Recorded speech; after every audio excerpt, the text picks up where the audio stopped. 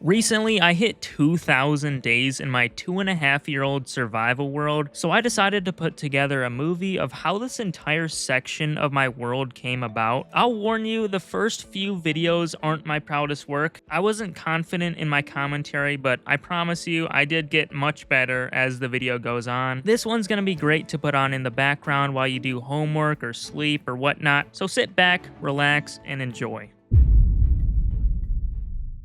I'm restarting my Minecraft world. Well, kind of. I have some really useful builds like my massive storage system, my villager trading hall, and this town I started, but I want a blank canvas. So I used up my last 2.5 brain cells remaining to come up with an idea. Why don't I just move thousands of blocks away and start over? Hey everybody, welcome to my new survival series where I'm going to be building my absolute dream world filled with like all these towns and castles and just beautiful landscapes. Overall, I just want to build like this fantasy world. You know what I'm saying? Today I cleared out this absolutely perfect flat area for the first town I'm starting, which is going to only have 3 houses for today, but I'm definitely going to get to a lot more in the future. And coming back to the old base, I'm gonna need to start material gathering, which is gonna be a lot of like the crimson variants, which as you can see here, I have my tree farm. It already has some, but I might run it for a little longer. I'm not really sure. I also need a lot of sandstone and like dark oak and stuff. Of course, I got straight to work gathering a lot of different wood types, mainly because when I was designing the houses, I made a lot of different floors for each, but also I just really needed dark oak and crimson logs for all of them. Then I visited the local desert and got a lot of sandstone, smelted half of it down into smooth sandstone, got some different stones for the base of all the houses, crafted up a bunch of stairs for the roofs, traded glass with the villagers, and finally, off camera, I crafted up a bunch of just random small amounts of blocks that I needed. Alright, I think I got all the materials. Knowing me, I probably forgot something, but I think we're ready to go. So, without further ado, let's get to a time lapse.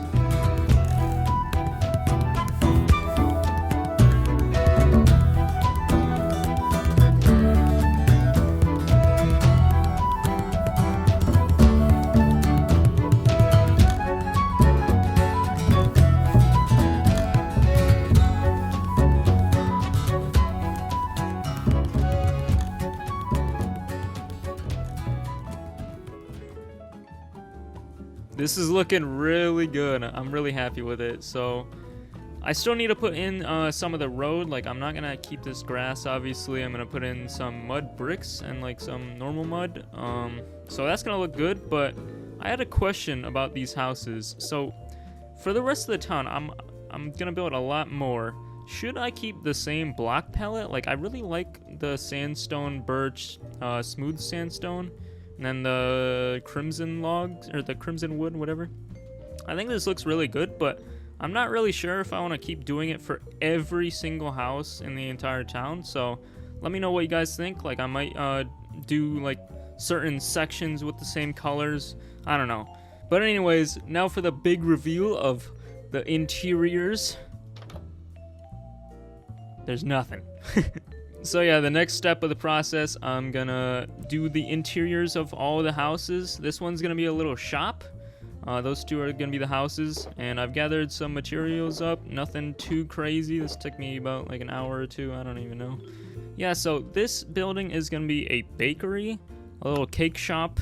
So give me some names in the comments, and I'll actually change this to whatever one of the best comments I find is. But yeah, let's get straight to it.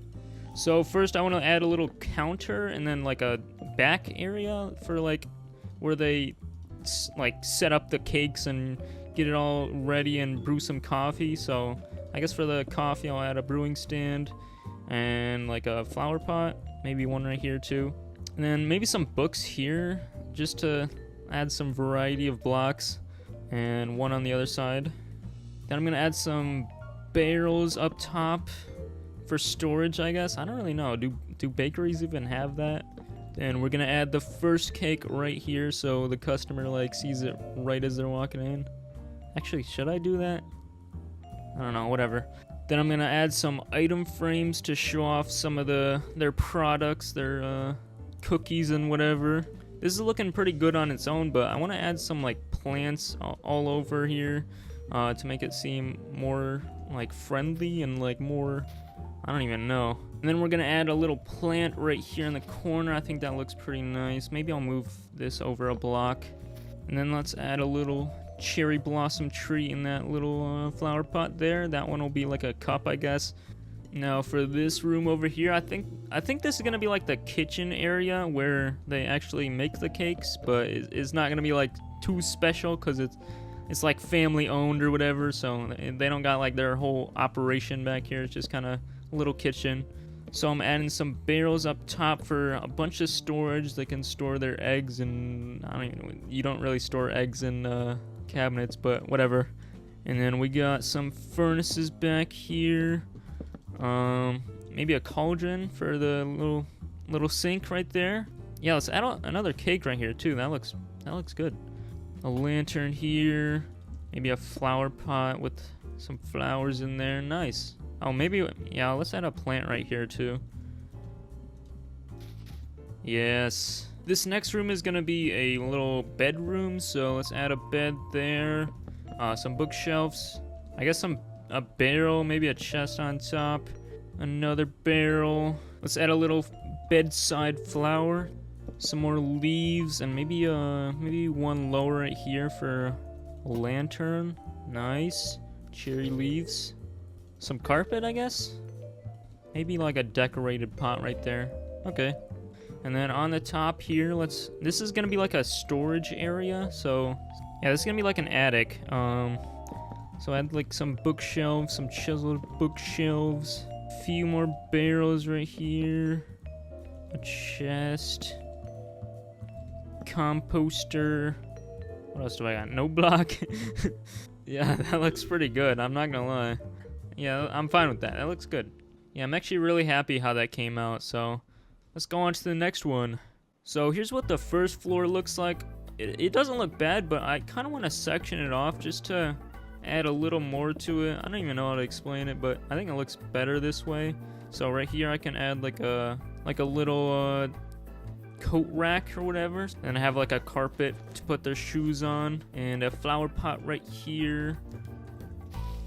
Right here is gonna be a little living room, so I'm gonna destroy the floor so I can add like a carpet, some bookshelves right there, then add a little couch, a little barrel for storage, lantern on top, then a little coffee table. What else do I got?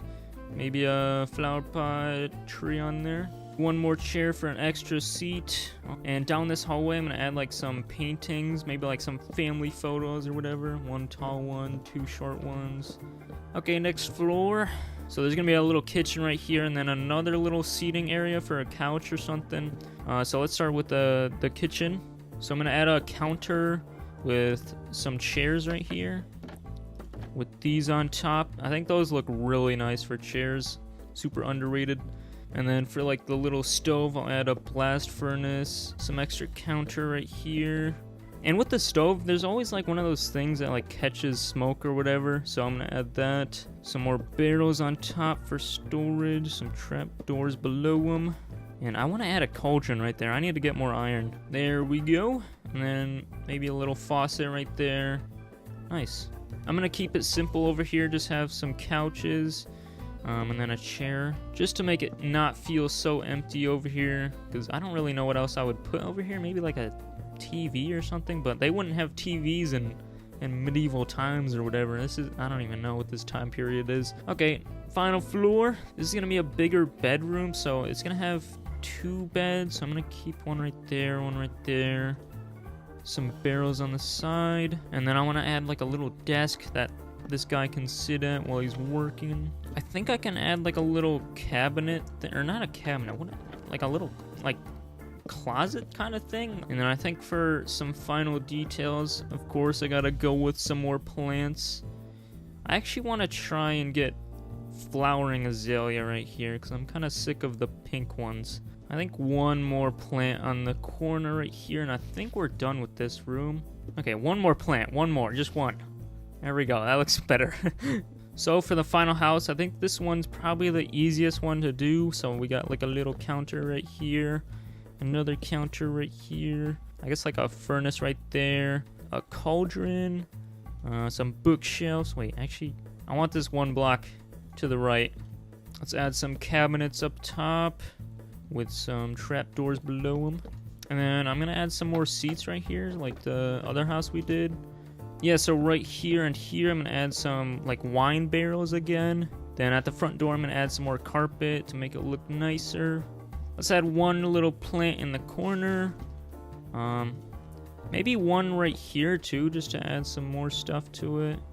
This floor is gonna be like a little working area, so there's gonna be a desk right here, and then there's gonna be some like bookshelves. Yeah, let's add the desk in. Finally, let's add like a little chest, a little plant right there, and maybe a lantern on top of there. Maybe a birch sapling. Yeah, that looks nice.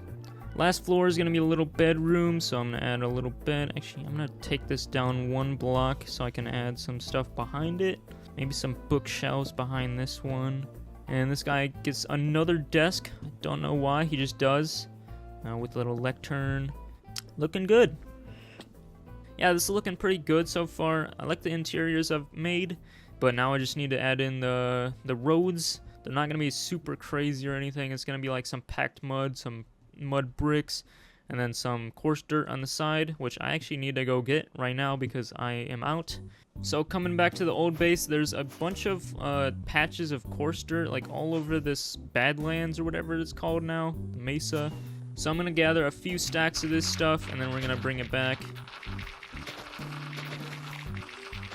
Okay, I think we got all the materials. I got some mud bricks, some packed mud, and some coarse dirt. So I'm just gonna tear out this entire grassy area so we can make this all basically the road. So what I'm doing here is I'm just kind of like randomizing where the mud bricks go, and then I'm gonna add the packed mud like in between them like this. This is what it's looking like. Now I'm gonna add some coarse dirt on these sides to make it roughen up a little bit, like kind of the edge of the road. No one really cares about it too much, so by itself it actually doesn't look bad at all, to be honest. Like, I think this actually fits in perfectly with this kind of style, but I still gotta add some actual details, so it's not like just a random road that no one's living on, it's just deserted. For example, I'm gonna grab a bunch of this tall grass. I'm just adding it here and there, kind of look like there's like weeds growing everywhere. Right next to the bakery, we're gonna add some little pots. In this corner, we'll add another one, and then like a campfire to add like some pallets or whatever. And in this little street, I'm gonna add a wheelbarrow, which is gonna make it look pretty narrow right here, but I think it's gonna work really nicely. Okay, so I'm gonna start with the wheels with some wooden or oak trap doors and some spruce slabs, and then like the hand grip thingies or whatever those are called. Some hay bales on top, maybe a barrel. Maybe 2 barrels actually, that looks better. And then I'm gonna add some trapdoors in the back, and then finally some signs on the side. As the sun's setting, I'm noticing this area is getting pretty dark, so I'm gonna add a few lamp posts just to light the area up a little bit more because I don't really like the torches everywhere, obviously. Yeah, I think this looks pretty good. I'm gonna do one more over here. This area is looking really good, so I'm actually really happy with how it came out. But I think I'm gonna have to leave the building for another day because I'm kind of tired of building all these houses and stuff. For the future of all these buildings, I want to actually add functions to them so I have a reason to come back. For example, I could add like a whole entire basement to this house and add like a creeper farm or something because I desperately need gunpowder. So if you guys have any other ideas, let me know in the comments. But anyways, thank you so much for watching. I have some really big plans for this world, so make sure to subscribe so you don't miss anything. Okay, love you, bye. So I built these 3 houses. Now they're pretty cool and all, but I want more. In fact, I want an entire town full of unique buildings, each with interiors and practical uses, like various different farms, storage rooms, potion areas, etc. So the first step is to gather all the materials. Even though it's pretty straightforward, there's a lot of blocks I need to gather. The main ones being every single wood type, every single stone type, wheat for packed mud, glass, and sandstone, not to mention the dozens of just random stuff that would take way too long to name them all. After about 4 days of designing the buildings and resource gathering, I'm finally ready to start placing down the blocks. And let me tell you, that took way longer than I thought. So here's like a bunch of resources that I haven't even used. But there's just shulker boxes and chests all over the area. It's crazy how many resources I had to gather. So let me go ahead and walk you through what the actual plans for these houses and buildings are. So this first one is going to be like a tower house. It's going to be like the first thing you really see when you walk into town. And it's going to be a wheat farm. But like all the farms are basically going to be underground, so they're not like super noticeable because I can't really hide them all. This one's going to be a little farmhouse, which is going to hold like stables and then like animal pens over here.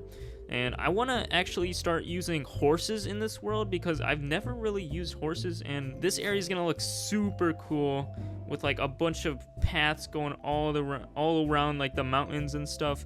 So I want to utilize the horses more because no one really uses them that much other than I guess like B-dubs. And I know I just said we're doing the animals in this building, but in this house I've already actually furnished everything in the last episode and built this entire house, but I'm gonna make a basement somewhere and actually add like a sheep farm because there's gonna be like a lot of noises from the sheep anyway, so might as well put it like right next to the actual like horse and sheep and cow area. This bakery I've made is actually gonna be a potion making place because I really have nowhere to put potions.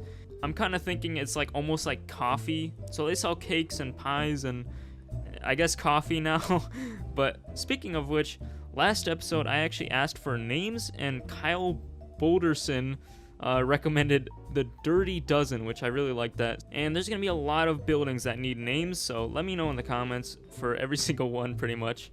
Right here is gonna be a flower shop, which is gonna hold all of my leaves because I genuinely like don't have enough space to put leaves, so I might as well make a whole building for it. This building is gonna be an inn, so if I ever have like friends join the world, they can like stay in these rooms. But the actual purpose is going to be a creeper farm. It's not going to be like too crazy or anything. It's going to be like a few stacks an hour. I don't even know. But I just need gunpowder because I am running low on rockets. There's going to be another house right here which is going to hold lava. So there's going to be a lava farm.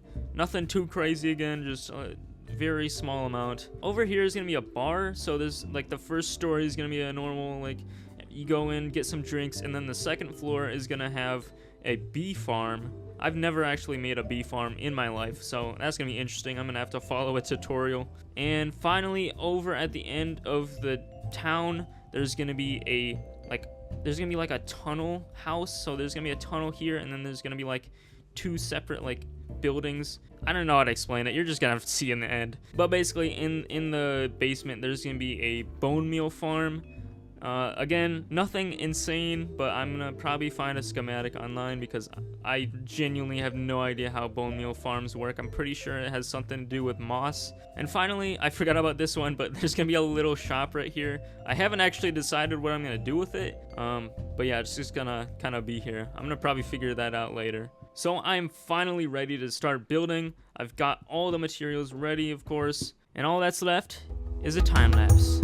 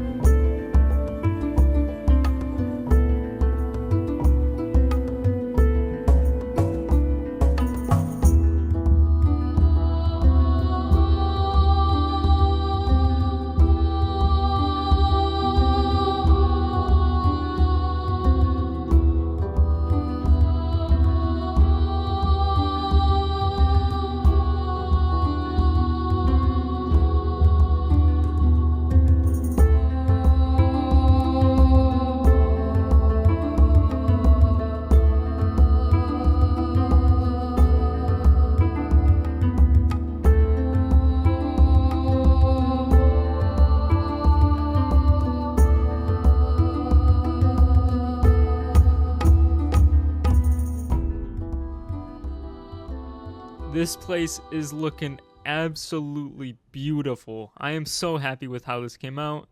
Easily the best build I've ever made. Like, look at these little details just all over the place. I could walk through this little town for hours.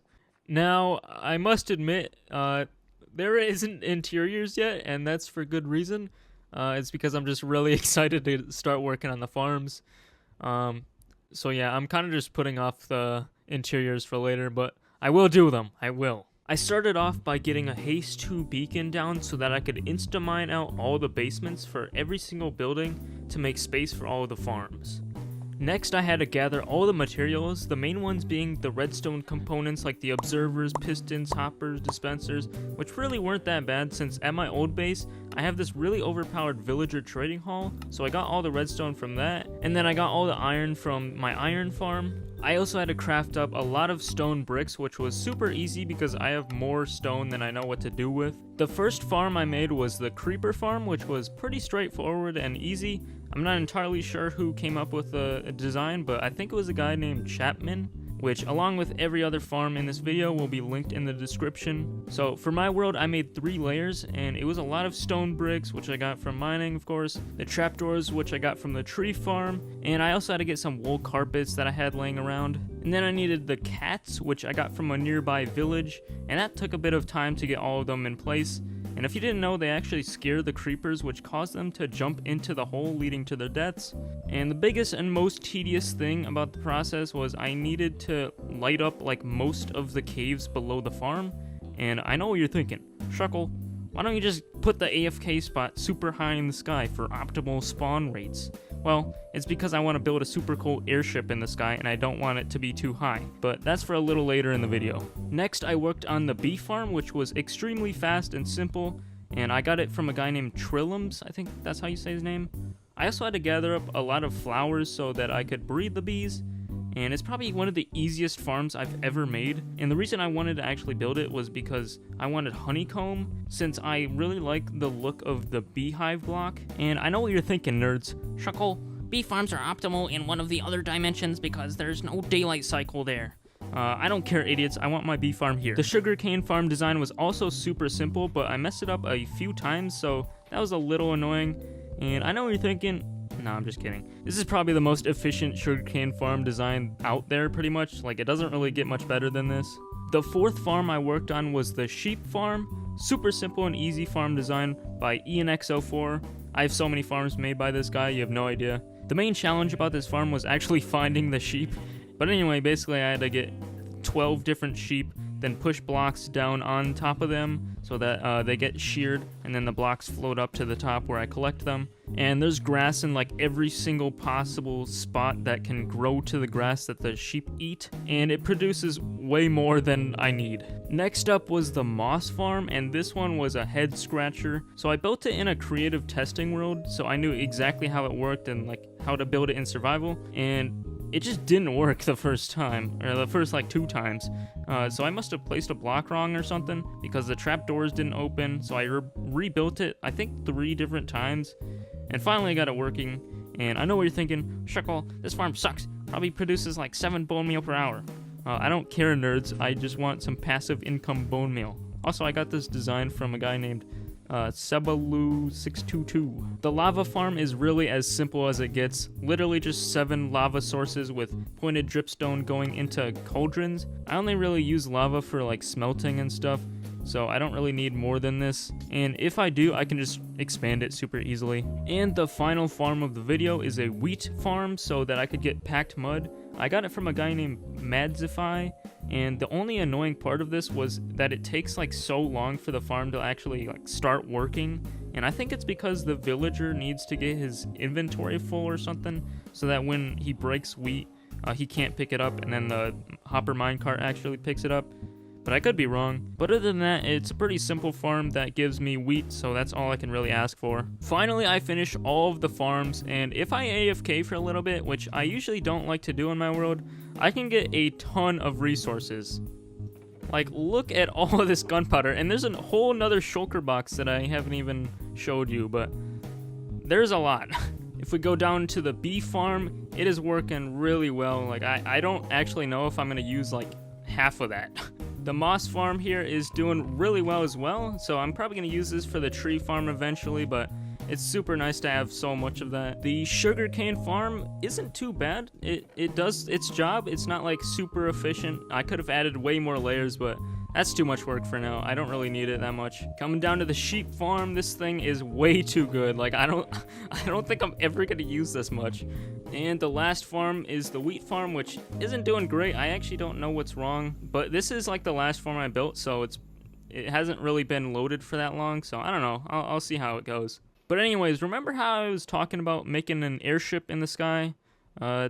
Yeah, so here's my AFK spot right now, and I want there to be something super epic going on right here. So I may or may not have already designed something in a creative testing world. So I think it's time for a short little time lapse.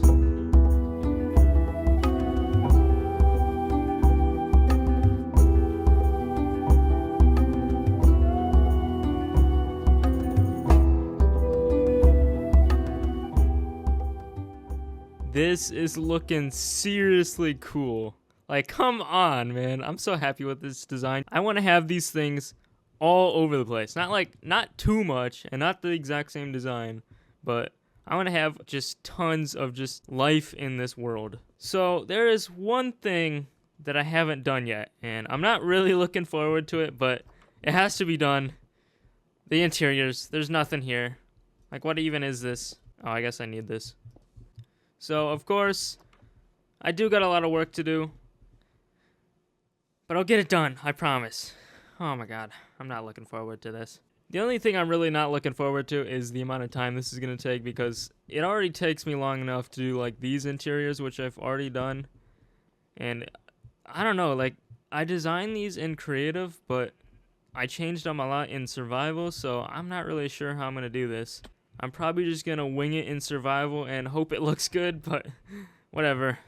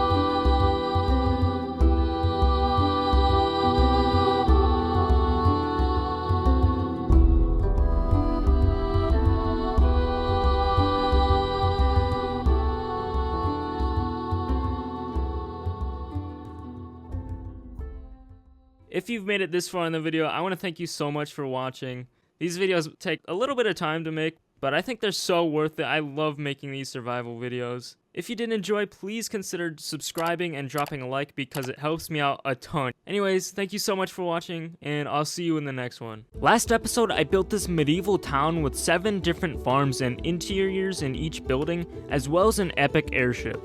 Today I'm going to build an absolutely massive castle mega base that holds an overpowered villager trading hall, giving me infinite emeralds, golden carrots, every enchanted book, diamond gear, and more. So before I do anything, I just gotta show you what the location looks like.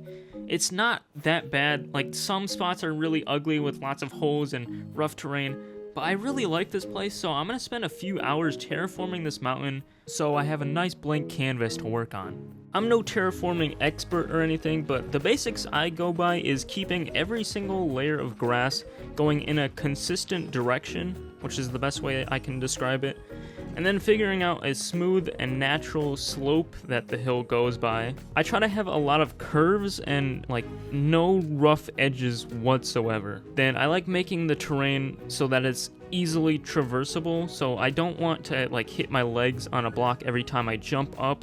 So I spread out the grass horizontally So anyway, back to first person. All right, look at this smooth mountain. I am really happy with this. So it's obviously not completely done because I didn't show the backside. Oh my god, I don't even want to look at it.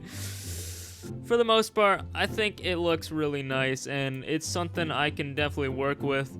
It just needs a few hours of work, which I'm not really willing to do right now. But what I want to show you now is the block palette for the castle. So basically the walls are going to be a gradient going from gray wool into... Oh my, can you move? Like I was saying, it goes from gray wool to cobbled deep slate into tough into andesite into gray wool, or light gray wool this time, diorite, calcite, white wool, and then finally blocks of quartz.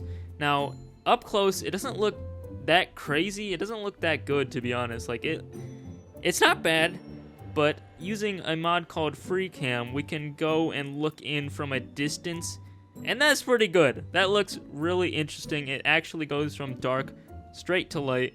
The walls are like scaled very tall, so it's not gonna be just one block going into another block and going the next block. It's not gonna be just one to one to one. It's gonna be like this kind of thing, maybe to this, maybe to this, back to this.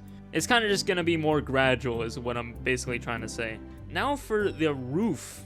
The roof is really interesting because I came up with some really strange block combinations. I guess not really that strange because it's just kind of the same color, but so it goes from nether bricks, which I've literally never used in a single build, into netherrack, which also I've never used in a single build, so that's gonna be really interesting, into mangrove, which I've used a bunch, red terracotta, I actually don't know if I've used this either, and then nether wart. Like who uses nether wart? So imagine this like as the roof everywhere, basically. I don't think there's a single roof in the entire build that doesn't have this. There's still a lot of work to do, and I gotta gather all of these blocks, probably several thousands of each single individual one, and some are like way harder to get than others. Like quartz, I gotta trade with villagers, which I already have at my house, or at my old base. That's gonna take a while because I only have like 3 villagers that sell that.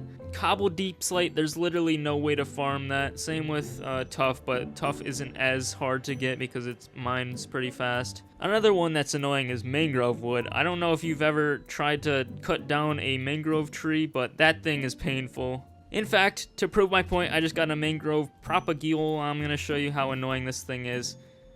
Look at this absolute monster. And to mine this thing you have to use a hoe, and you can't just go straight down. It's all like sideways and you fall down. It's annoying. I probably have to cut like 400 trees or something. I haven't really done the math yet, but I'm gonna have to chop a lot of these things down.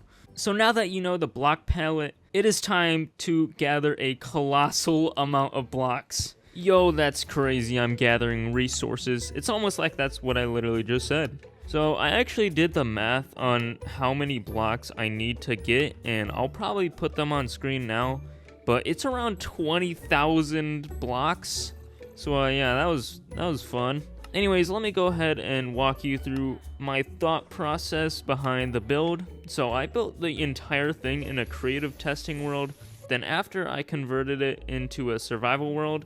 I did this because it saves probably like 10 to 20 hours of time, and it also greatly improves the quality of the build. Let me explain.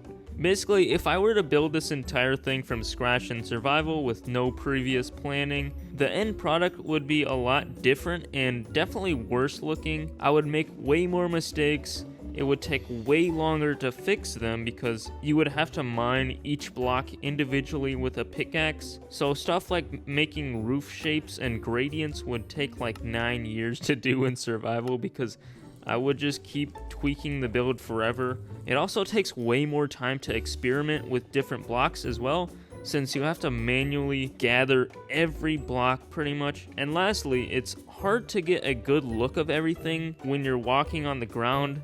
So with creative, I can build something, take a step back, well, in this case fly back, and see if something looks good, and if it doesn't, I can just try something else, you know what I'm saying? And I know you can use an elytra, But that also takes so much time, and you also can't get like that good of a view for more than like a second. Oh yeah, also I'm a college student, so it allows me not to fail my classes and make Minecraft videos every few weeks. So yeah, it saves a lot of time. So there's actually one more thing I need to do before I can build, and that is to kill the Wither. And I know what you're thinking, why would you need a beacon if all that you're going to do is just build? And the answer to that question is going to come a little later. Oh, I haven't done this in years, so this actually might not go well, but I think I'm pretty confident. So, here we go.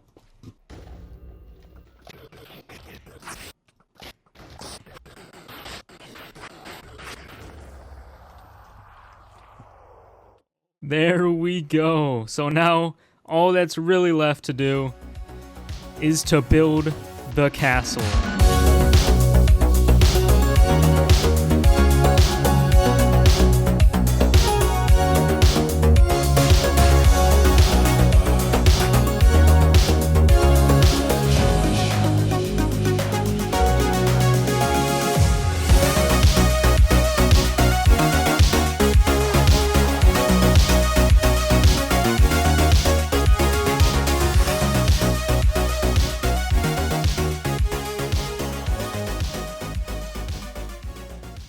Several days later, and the castle is complete.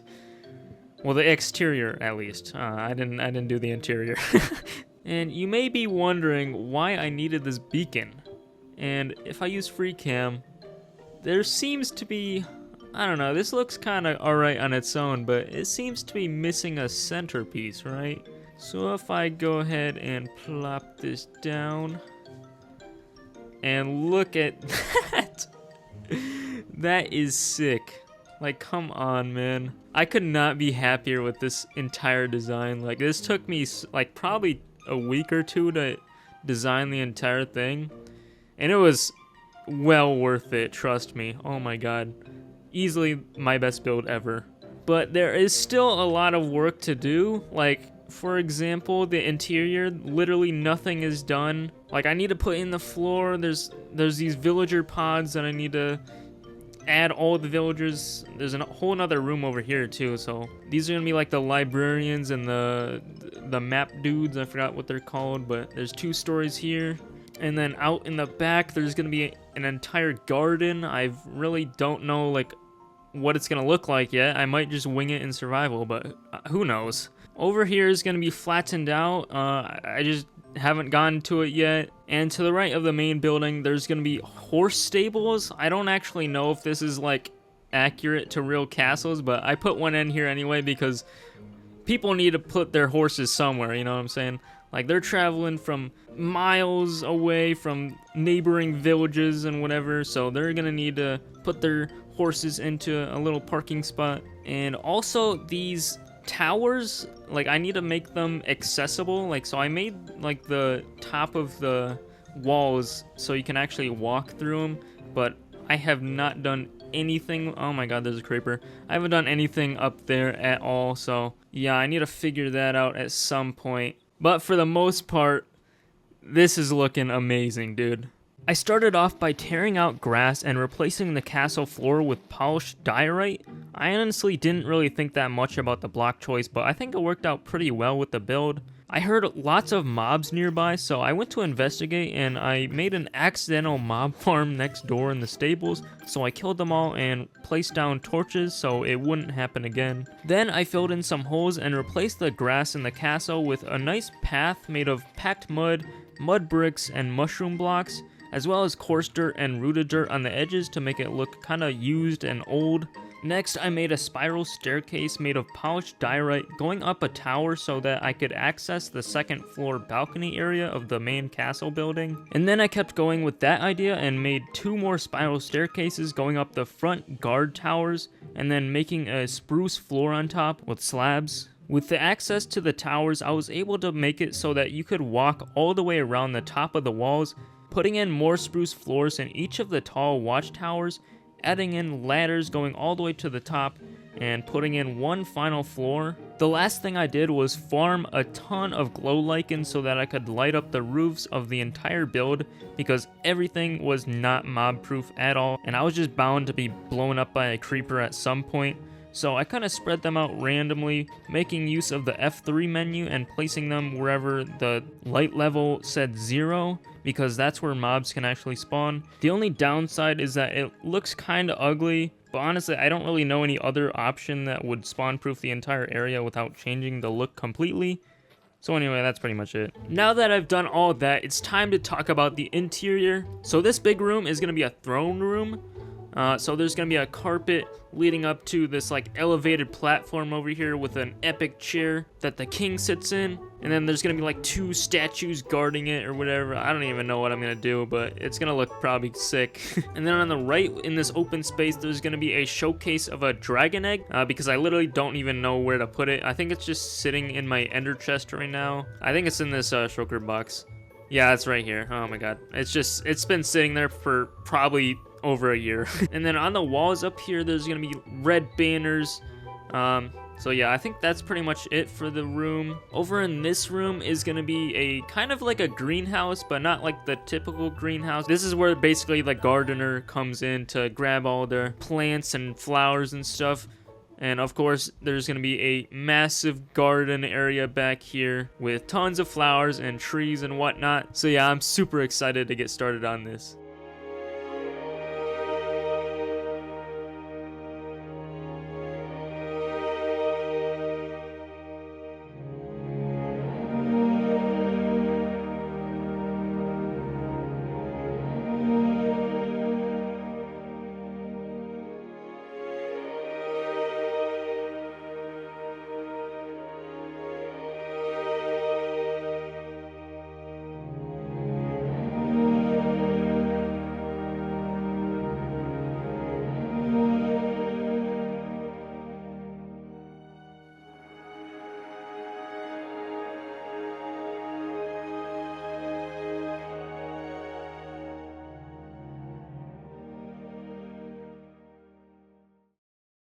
The interior of the mega base is finally done, and I love it. First of all, I was debating whether or not I should actually put like a giant door in the front, but it didn't actually look that good when I was testing it. Plus, I want to be able to fly through with an elytra and actually like not have any problems. So yeah, I just decided not to. But anyways, when you walk into the castle, you're met with this beautiful view of like this chandelier, a dragon egg, and this king's throne.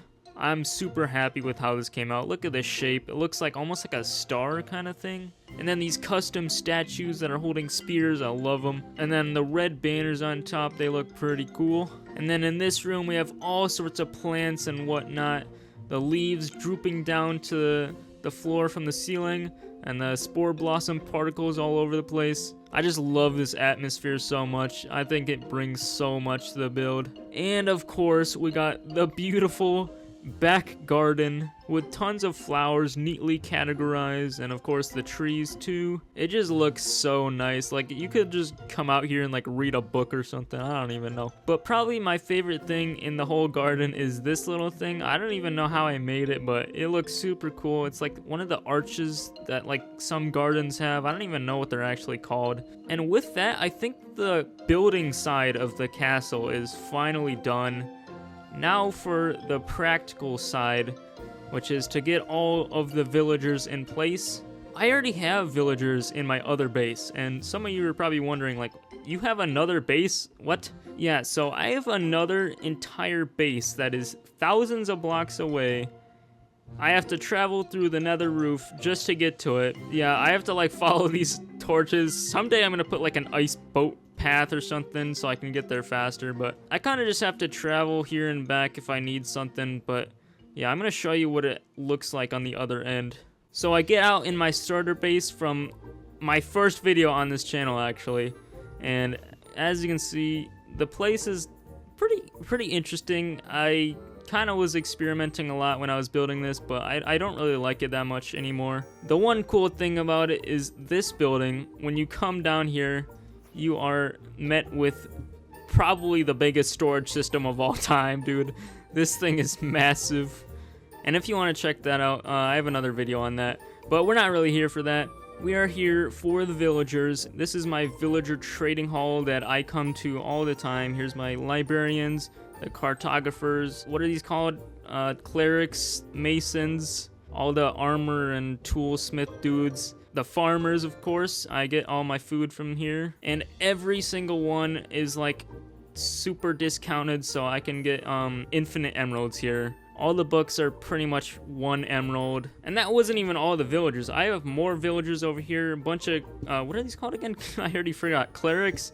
And then I have my little converting station right here that I make the villagers into zombie villagers.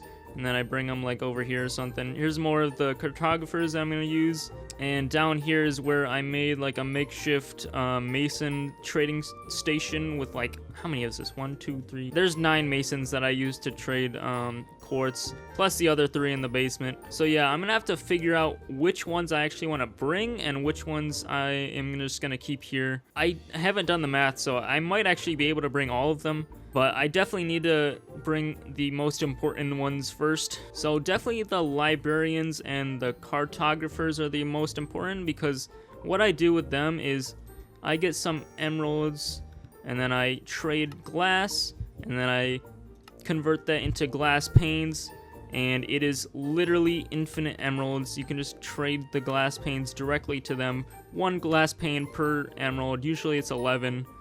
So this is like a super good deal. So that's probably going to be the first thing I do, and then I'm going to bring in the masons or something, and then I'm going to figure out the rest from there.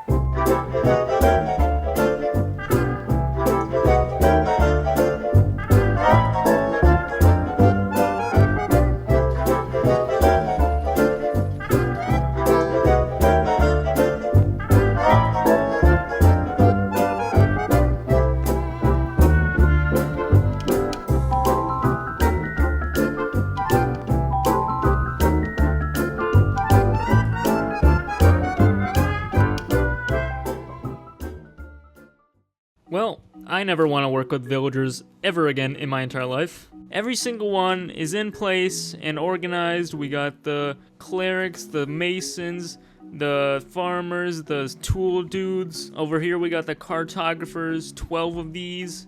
And then we got 12 of the librarians for all of the books that I need. Oh yeah, and it's also probably worth mentioning that I connected up the pathway all the way down to the town with this really nice like S-curve kind of thing, which is made out of packed mud bricks, and then mushroom blocks, as well as coarse dirt and rooted dirt on the side, so it looks kind of rough on the edges. But anyways, that's gonna have to do it for the video. If you enjoyed, please consider liking and subscribing, because it helps the channel out so much. Thank you so much for watching, and I will see you in the next one.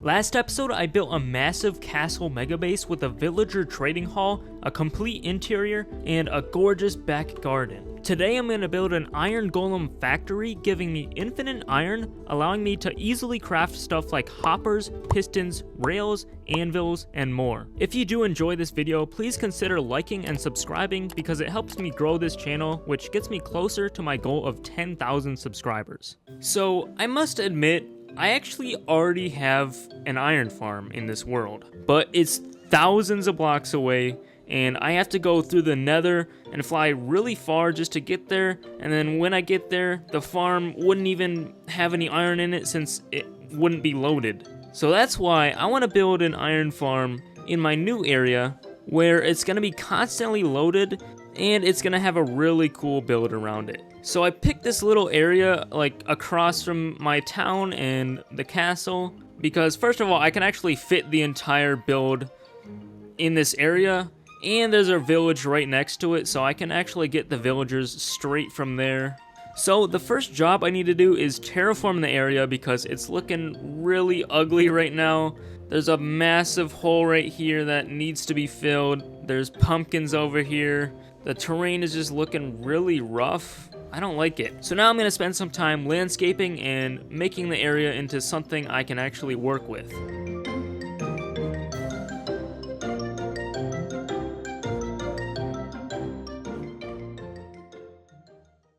that is looking much better than before. Now it is time to talk about the build. So basically, there's gonna be a factory style of building here, but since I'm pushing my world to be more in like a medieval time period, it's not gonna be like your normal factory. It's gonna be kind of old looking with a bunch of chimneys and iron ore on the ground with small little cranes on the sides and like pipes in the back. I doubt there's actually pipes back then, but this is Minecraft, so who cares? But anyways, there's a lot of different blocks being used in this build. So the color palette is looking something like this. So basically, this is the main wall palette. A lot of different blocks, and I don't really use a gradient at all. It's kind of just more like a mixture of textures. Then I tend to use dark oak wood to divide two colors of wall into something else. And in this case, I'm using white, and then it kind of transitions into like a grayer color. And then for the roof, we have deep slate, what is this called? Polished deep slate tiles or something? Oh, just polished deep slate. And then I'm kind of sprinkling in the moss into like the bottom and the middle of the builds just to make it look old and kind of like nature is trying to get back into the factory, I guess. I don't even know. But that's basically the rough idea. And now I need to gather all of the materials. So this shouldn't take too long because the build isn't insanely big compared to the castle. Like, oh my god, that was like 30,000 blocks or something like that. So it is time to get to work. I started off by going through the nether to travel back to my old base because I left my beacon over there, and since it was already placed down in a mine, I used that area to gather up deep slate, which is painfully slow if you need a large quantity of that stuff. Then while I was in the range of the beacon, I mined some tuff, stone, and granite, and then got some diorite and dripstone the old-fashioned way. Next, I chopped down some trees, getting lots of dark oak and spruce for the main building, as well as acacia for the pipes in the back, and then birch for the floors. I also got plenty of normal terracotta and then gray terracotta for the walls, just for some extra texture. Then I went over to my moss and bone meal farm to grab some moss, realizing it was incredibly slow, so I took matters into my own hands and just bone mealed some in a cave. And finally, for some other texture blocks, I got mushroom blocks, which are super easy to get. You literally just bone meal brown mushrooms and break it with the silk touch axe. And then I also got light gray wool from my sheep farm, which I made a couple of videos ago. Okay, so I got all the materials in these chests. There's a ton of just miscellaneous blocks and stuff that I didn't actually mention in the voiceover. But now all that's left to do is to build the factory.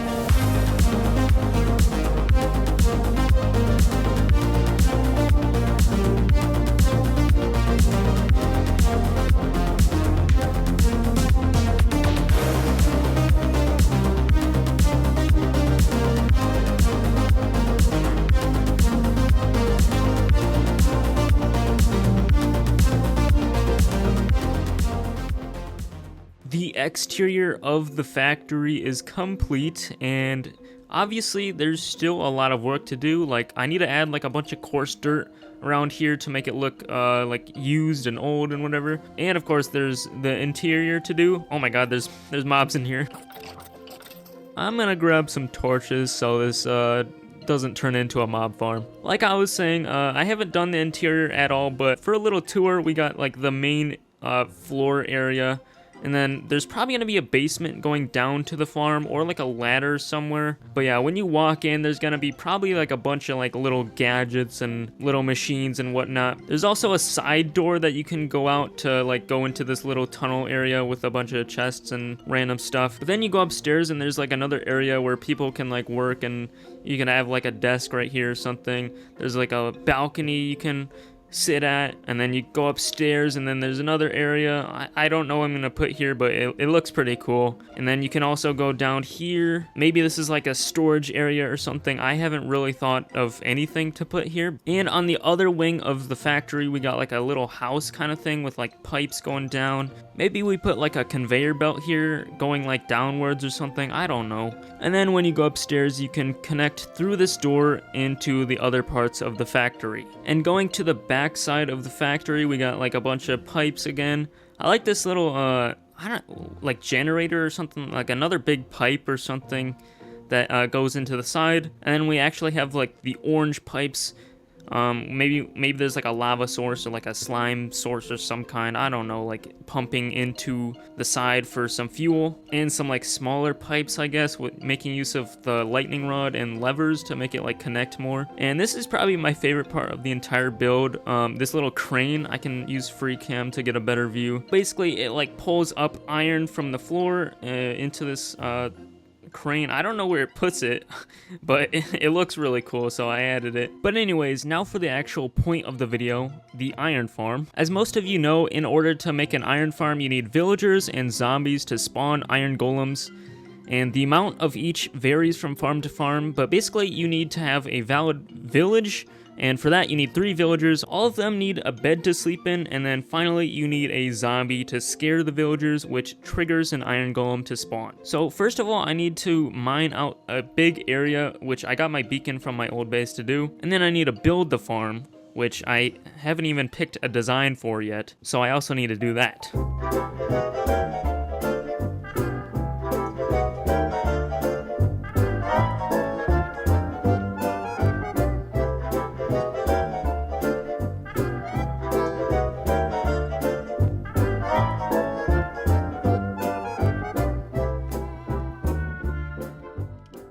Alright, I mined this area out and it's looking pretty good. And now I actually have to build the farm, which I got my materials right here, which I probably missed something. But I'm building a farm by Voltrox, but I'm only building 1 module of it. Like, he does 4, and I don't need that much. Oh yeah, and I also did one of these bubble columns just to get up and down easily, because I couldn't really fit stairs here. Like, it would have gone like too close to like the outside, so I just ended up not doing that. And then earlier I actually trapped this zombie that was stuck in here, so this is gonna be really easy to get the zombie in place. So the first thing I'm gonna do is start by building the like killing section. So there's gonna be water that goes down to lava and kills the iron golems. So now I just need to fill all this in, put walls on the sides, add water to push them into the lava, and then add the signs to keep the lava in place.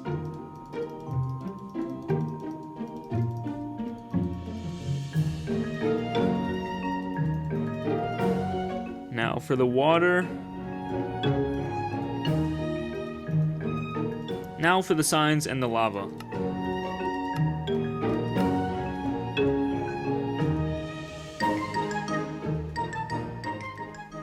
And the last bit of lava goes in here, and yeah, this is looking pretty good. Now I need to add the modules for the villagers, so I'm gonna add 1 here, 1 right here, and then a zombie thing to scare them right in the middle.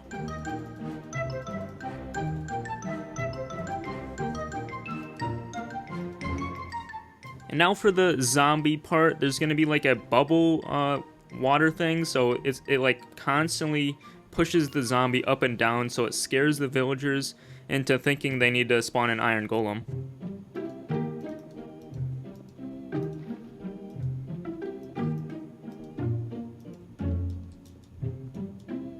And here we go, I got everything done and built. Now I just need to get all the villagers and the zombie in place. And then the farm actually should start working. The only problem that may happen is like an iron golem might spawn down here, and that's a really easy issue to solve. I can just put like slabs or something down there. So I'm hoping this will actually go pretty smoothly, but if you've ever worked with villagers before, you can tell that they are never easy. So, okay, I'm over here at the village, and I think there's enough villagers here. Like, all I need is 6, and there's probably more than that. So I was actually planning on maybe making a villager breeder, but hello. I don't actually think I need to, so I'm just gonna grab a minecart and a bunch of rails because I have enough iron for this. And then I'm just gonna make a really long railway all the way to the village and just use like a minecart and a furnace minecart to push them.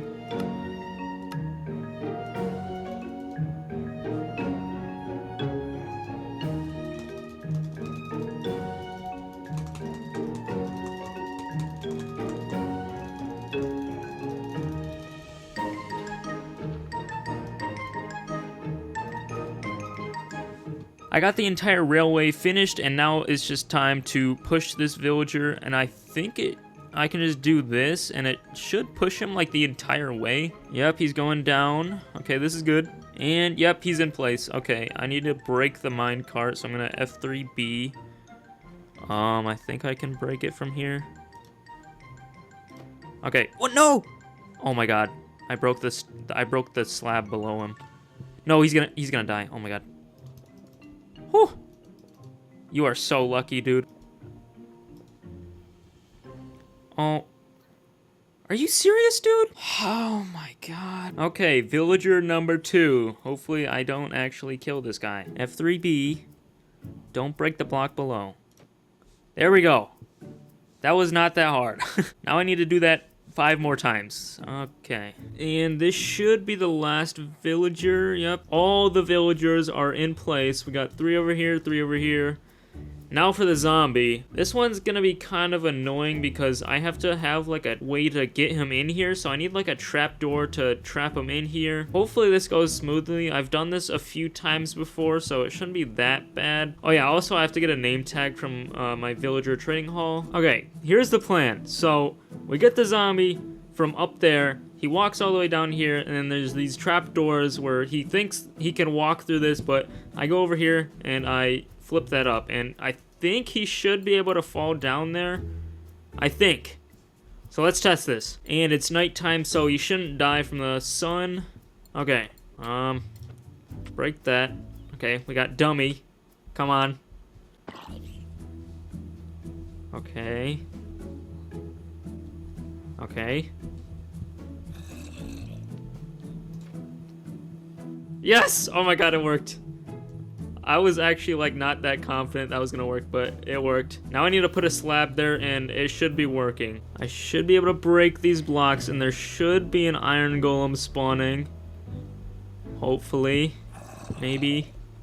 Hello? Iron golems? Why is there no iron golems? Okay, it's been about a day since the last clip, and I can finally say this farm is actually working. But, oh my god, it took so long to figure out why it just was not working, no matter what I did. I actually had to replace these villagers one time because they all died because I was stupid and I broke this bed and they just jumped out and fell in the lava. But I think the actual issue was that the beds, like, the pillow side was on the corners, so some of them couldn't sleep. But even after I did that, some of them still just didn't sleep. Like only one on each side slept. I don't know why. So I had to like move the villagers and then give them beds and move them back, and then they finally started working. But yeah, that was an actual nightmare, and I no longer want to make an iron farm for the rest of my life. But now all that's really left to do in this project is to kind of roughen up the area, add a bunch of coarse dirt and stone and cobblestone on the ground, maybe add like some custom trees or something, and then I'm gonna do the interior, and hopefully that will be it.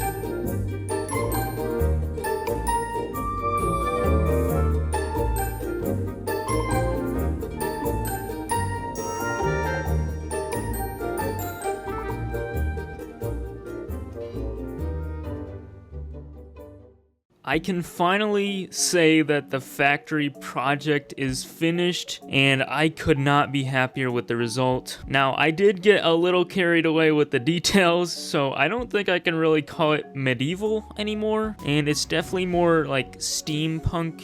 Let me give you a tour real quick. So first of all, I roughened up the area. I added stone, I added rooted dirt, coarse dirt, and even some mushroom blocks in some places. But when you walk in the front door, you are met with chaos of all these random machines. Some of this stuff, I don't even know what it should do. Like, what even is this? Well, we got little robots and machines and gadgets and whatnot, like pipes going into the side. Got this really weird contraption. I don't even know what's going on here, but it looks pretty interesting. I wanted to make the rooms feel really like claustrophobic, if that makes sense. So there's like always stuff going on. It's like hard to walk around everything. You can't just go straight up the stairs. You gotta go like around a machine and stuff. But we got like a little furnace here, some iron and copper to put into the furnace. And then when you go upstairs, even more crazy stuff. We got a huge gear, some conveyor belts, some storage stuff, and then going to one of the other wings, you have another like big conveyor belt going up at the side, and like stuff going downwards, a minecart just because, some paintings, and then some more just random stuff, kind of just trying to maximize the space I've been given, adding a bunch of storage, conveyor belts, random machines and whatnot. I just love these rooms, man. I think I did a great job with it. And then going to the other side of the factory, we got probably my favorite part. We got just a bunch of just random stuff. It just looks so cool in my opinion. Got just a random pillar of contraptions, I guess. A big like curved belt, I guess. Like, I don't even know. It looks so weird and janky. Now for my favorite room of the whole build. This thing is so cool. Oh my, there's just so much going on. We got like a little like pulley upper thing. It like grabs this thing with his little arms and I don't know, puts it in here or something. Paintings on the wall, item frames, this really big like generator thing going like powering into the side of the wall, going down, going this way, and then this like massive pipeline going into the side, and then like a water thing going two different ways. I don't know, I just kind of wanted to add this because I saw something on Pinterest, looked pretty cool. But yeah, I just love this place. It looks so cool. You can really tell just like how committed I was to making this area like look like it should be a factory, if that makes sense. So anyways, that's gonna be it for the video. Thank you so much for watching. If you enjoyed, please consider dropping a like and subscribing because it helps the channel out a ton, and I'll see you in the next one. Last episode, I built this steampunk iron factory, giving me an endless supply of iron, allowing me to craft some of the most important items in the game. Today, I'm building an automatic guardian farm with a fishing ship built around it that produces about 20,000 drops per hour. Alright, so let me show you the location of where the farm will be. It's a little past the castle and away from all my builds, somewhere in this ocean. And the first thing I need to do is raid the temple so that I won't get mining fatigue every time I'm in the area. Plus I can get some sponges for later because I'm definitely going to need those. And I already gathered some water breathing potions that I got from buried treasures a while ago, so it shouldn't be too difficult. Oh yeah, and I also need to replace my elytra with my chest plate.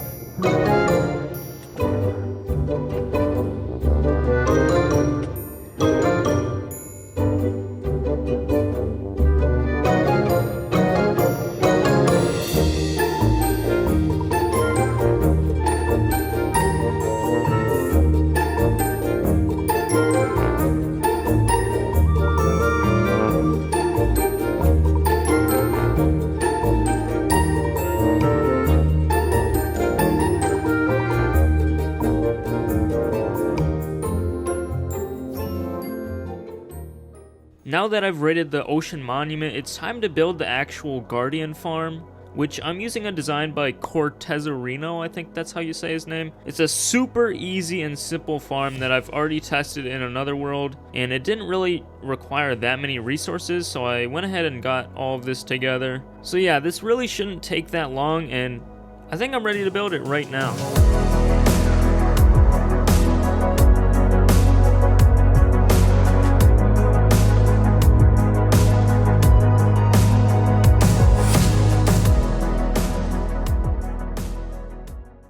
Alright, so the farm is fully built, and it was a lot less painful than I thought. Like, it was way too easy, it felt like. I don't think I ever got lower than like half health during the process of building, but basically how this works is the guardians spawn in this area, like around this area, and most of them get pushed up a bubble path, or a bubble column, into like scaffolding right here. And then they get pushed by the top water stream down into the campfires, and all of the stuff just gets collected in every one of these chests. And it's actually insanely good. Like, it's really efficient. So if I come up to the AFK spot... Oh, I missed it. So if I stand right here, there's a huge chunk of guardians that spawn in this area, and then they just get pushed down to die.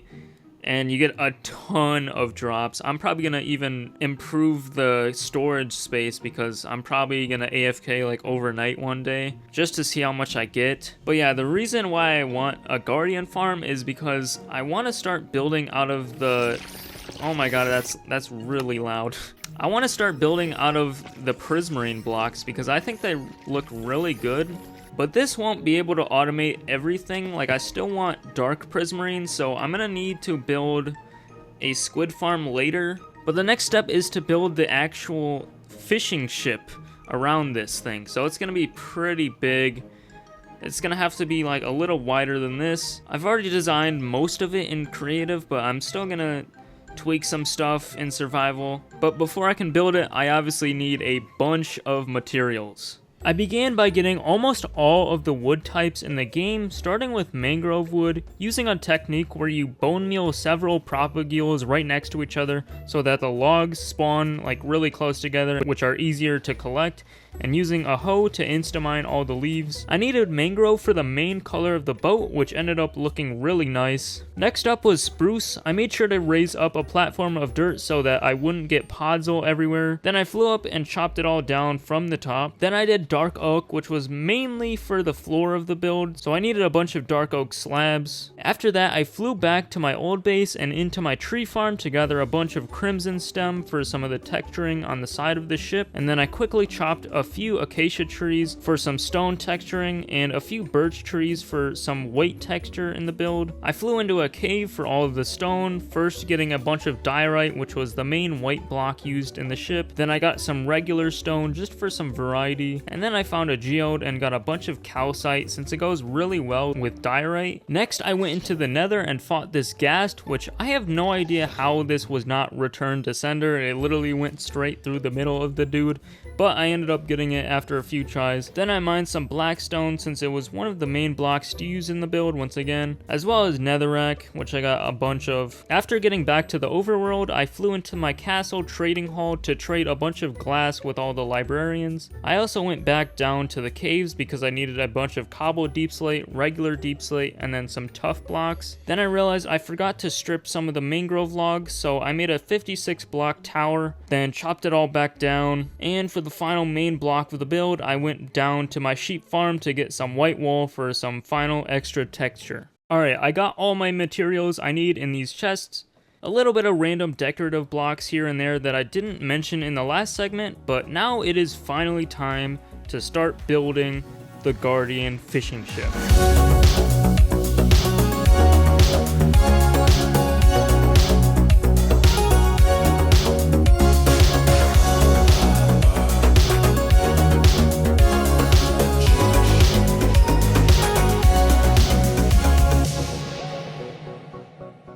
The ship is fully built and I'm super happy with the design. We have like the main captain's area where they drive the boat, and inside we don't really have too much, just a little bit of storage, but I guess I'll probably put something there later. Then we have like a smokestack kind of thing. So maybe I'll build in like actual smoke coming out.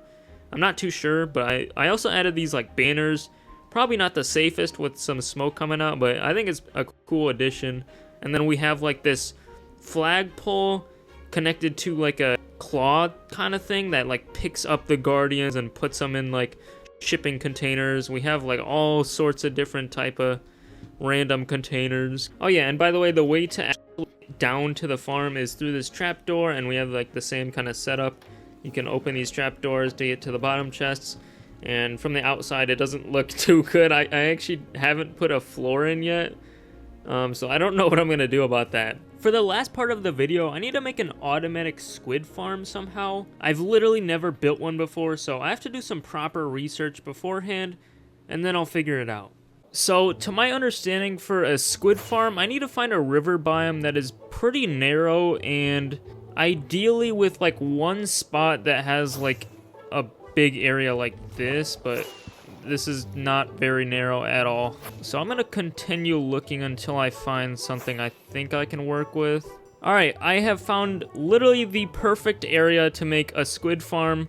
I needed this 13 by 13 area, and for some reason this still counts as a river biome, so this is literally perfect. And the reason I needed it to be really narrow is because I need to actually use sponges to clear out all of this water for all the rest of the river. So I just didn't want to have to clear out like a massive river like I guess this. But I shouldn't need to actually clear out like too far this way. And that way is like barely even a river. So yeah, this is a really good spot to build a farm. I'm building a farm by Shulkercraft, and the first thing I need to do is replace all of the outer edge of this with glass and then make it go all the way down to as far as it can go, which now that I'm noticing is pretty far down. So that might be an issue later, but for now I just need to start placing down blocks and I should be fine.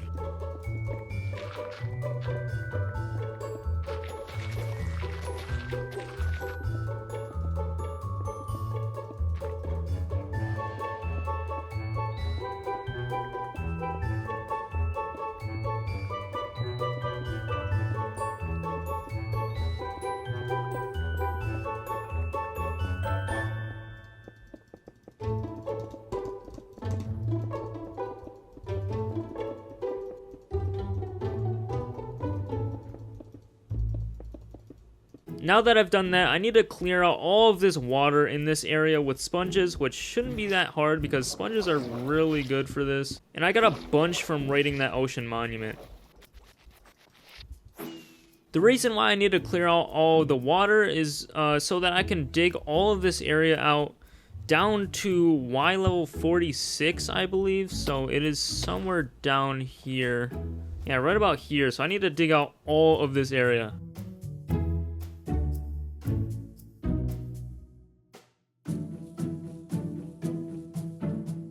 Now for the collection system, so I think I just pick a side and then dig into a wall, and this is going to be where the chests and hoppers are. There's going to be hoppers leading to this, and then there's going to be like a rail system with a hopper minecart that goes all the way around the bottom and picks it up and then drops it all the way down to here. I probably explained that pretty bad, but whatever. Okay, so chests here, and then hoppers leading into the chest. And I need to add some ladders going up to the top so I can access this area.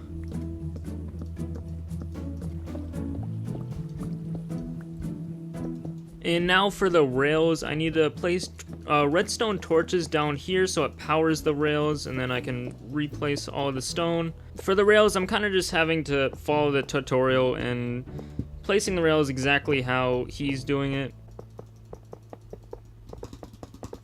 Then I need to place magma blocks over every single rail here.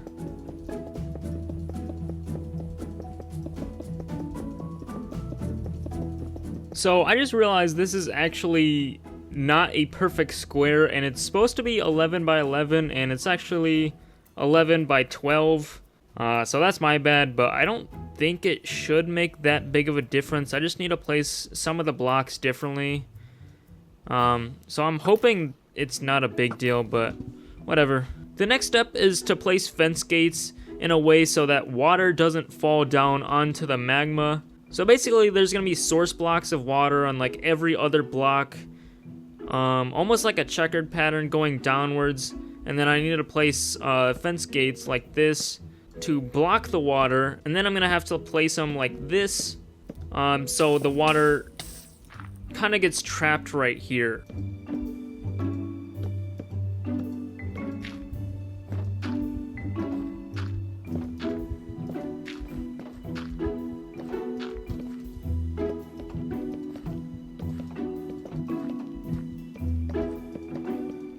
Well, it's definitely not pretty, but it works, I think. Now I need to place glass in a way that I can place water in the middle of this and it flows directly down into the trapdoors that I was talking about. And I think it's just in the same grid pattern. Yeah, it lands directly right here, which is perfect.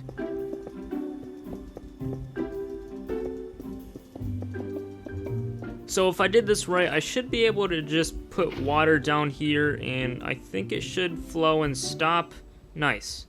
Okay, so I just have to do that like 16 times or something like that. Actually, way more than 16. What am I talking about? It's actually kind of hard to find the holes in the glass, to be honest with you. This all blends together and it's hard to see.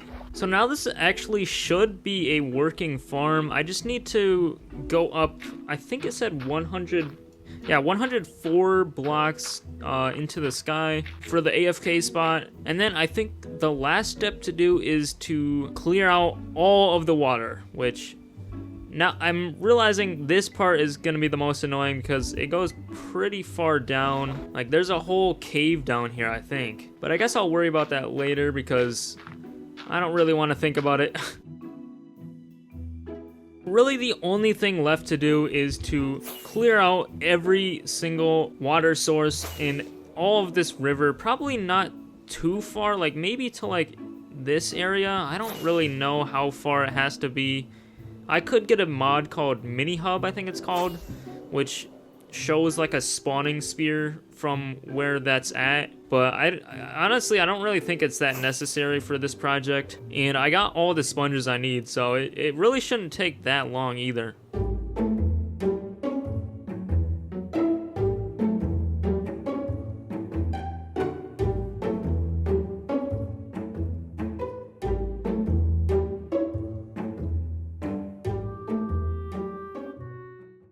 The river is completely drained so that 0 squids will spawn anywhere other than the farm. So if I go into the AFK spot and use a mod called FreeCam and I go to the farthest river water, you can see that there is no squids anywhere, meaning that the farm is working extremely well. Like, look at all these guys spawning and dying. So anyways, that's gonna have to do it for the video. Thank you so much for watching. If you enjoyed, please consider dropping a like and subscribing because it helps me get closer to my goal of 10,000 subscribers, and I will see you in the next one.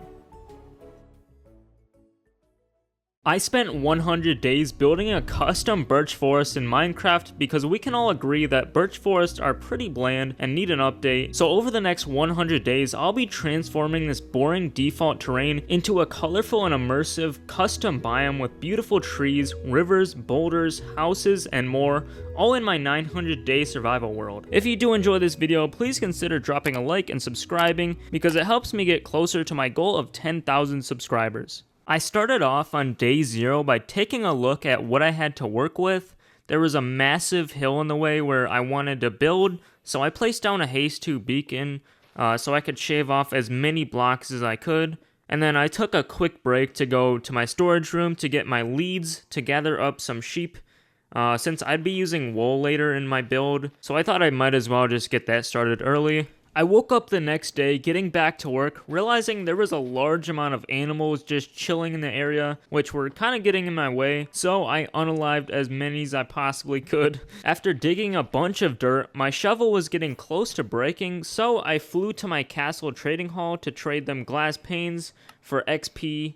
On the way back, I dropped off some blocks into my chest, then got straight back to mining. At this point, I was getting so many items that I just started burning them in fire because I literally just couldn't be bothered making more storage for them. On day 3, I was mining stone and found there was a part of the hill where the haste beacon didn't reach, so I destroyed it and replaced it in a more centralized spot. Then for the next 2 days, I spent grinding out a long chunk of the area. Another quick repair of my pickaxe and shovel later, I took a step back to look at the progress I had made, and it was pretty disappointing. I only mined like 1/10 of the hill, and I didn't want to waste a bunch more days just straight up digging, so I went into the nether to travel back to my old base since there was a desert nearby. I needed a bunch of sand for TNT, which hopefully would speed up the process by a lot. So almost 4 shulker boxes later, I went back home, quickly repaired my shovel, and climbed down the ladder to my creeper farm. While in there, I crafted up a solid 9 stacks of TNT, which I've had gunpowder in there for a long time from a little bit of AFKing here and there. When I got back to the digging site, the sun was setting and I picked up my beacon again so that I wouldn't blow it up. And on day 8, I began testing out the TNT by using a technique where I dig down and then fill the hole entirely with TNT, which ended up doing a ton of damage. But I wanted to try out other methods, so I placed a bunch of them randomly on top of the hill to see if it would be a little more efficient this way. And when I set it off, I quickly realized I spread them a little too far apart, and it also didn't end up doing that much damage. So I went back to the other technique of digging holes and then placing a pillar of TNT, this time doing multiple pillars at the same time, and that seemed to give the best results by far. I'm pretty sure the TNT would like kind of chain together and connect the 2 holes, if that makes sense. I'm not gonna bore you too much with the digging, but I pretty much just spent the next few days zoned out listening to music and doing the same thing over and over until I completely ran out of gunpowder for TNT. Oh yeah, I also almost died. I kind of forgot to mention that. And on day 12, I placed down the beacon once again to clean up all of the floating bits of stone that the explosions missed, as well as some of the edges, which took me all night and a little bit of the morning, but it made a huge difference in how it looked. Like, it definitely looked way more open. Because of the lack of gunpowder, I finally caved in and decided it was finally time to try out a TNT duper, since I knew it would be a lot cheaper and easier. So I headed to a nearby swamp to kill a bunch of slimes for all of the slime blocks. So I got a few stacks before the nighttime ended, which amounted to like 36 slime blocks. On the way back home, I mended up my pickaxe and shovel, then traveled to the nether to go to the closest warm ocean I knew about to grab a bunch of coral fans because for some reason you need them for a TNT duper. When I got back, I crafted up the rails and mine carts needed, put it all in a shulker box, and then flew back to the dig site to destroy the beacon for the 800th time this video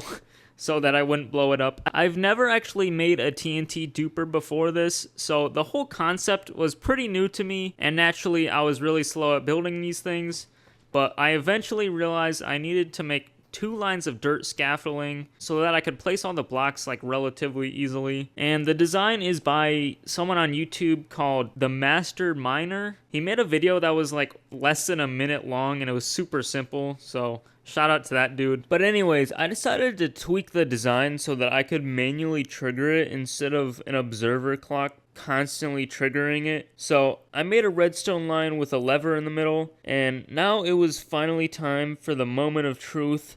Did I build this thing right, and will it work? And the answer is no.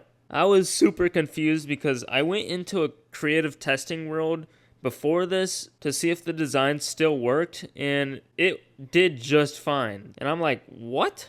So I rebuilt it again thinking maybe I did something wrong the first time, even though I was pretty confident I built the thing actually correct. Then I tried it again and nothing. And then I tried it again, nothing.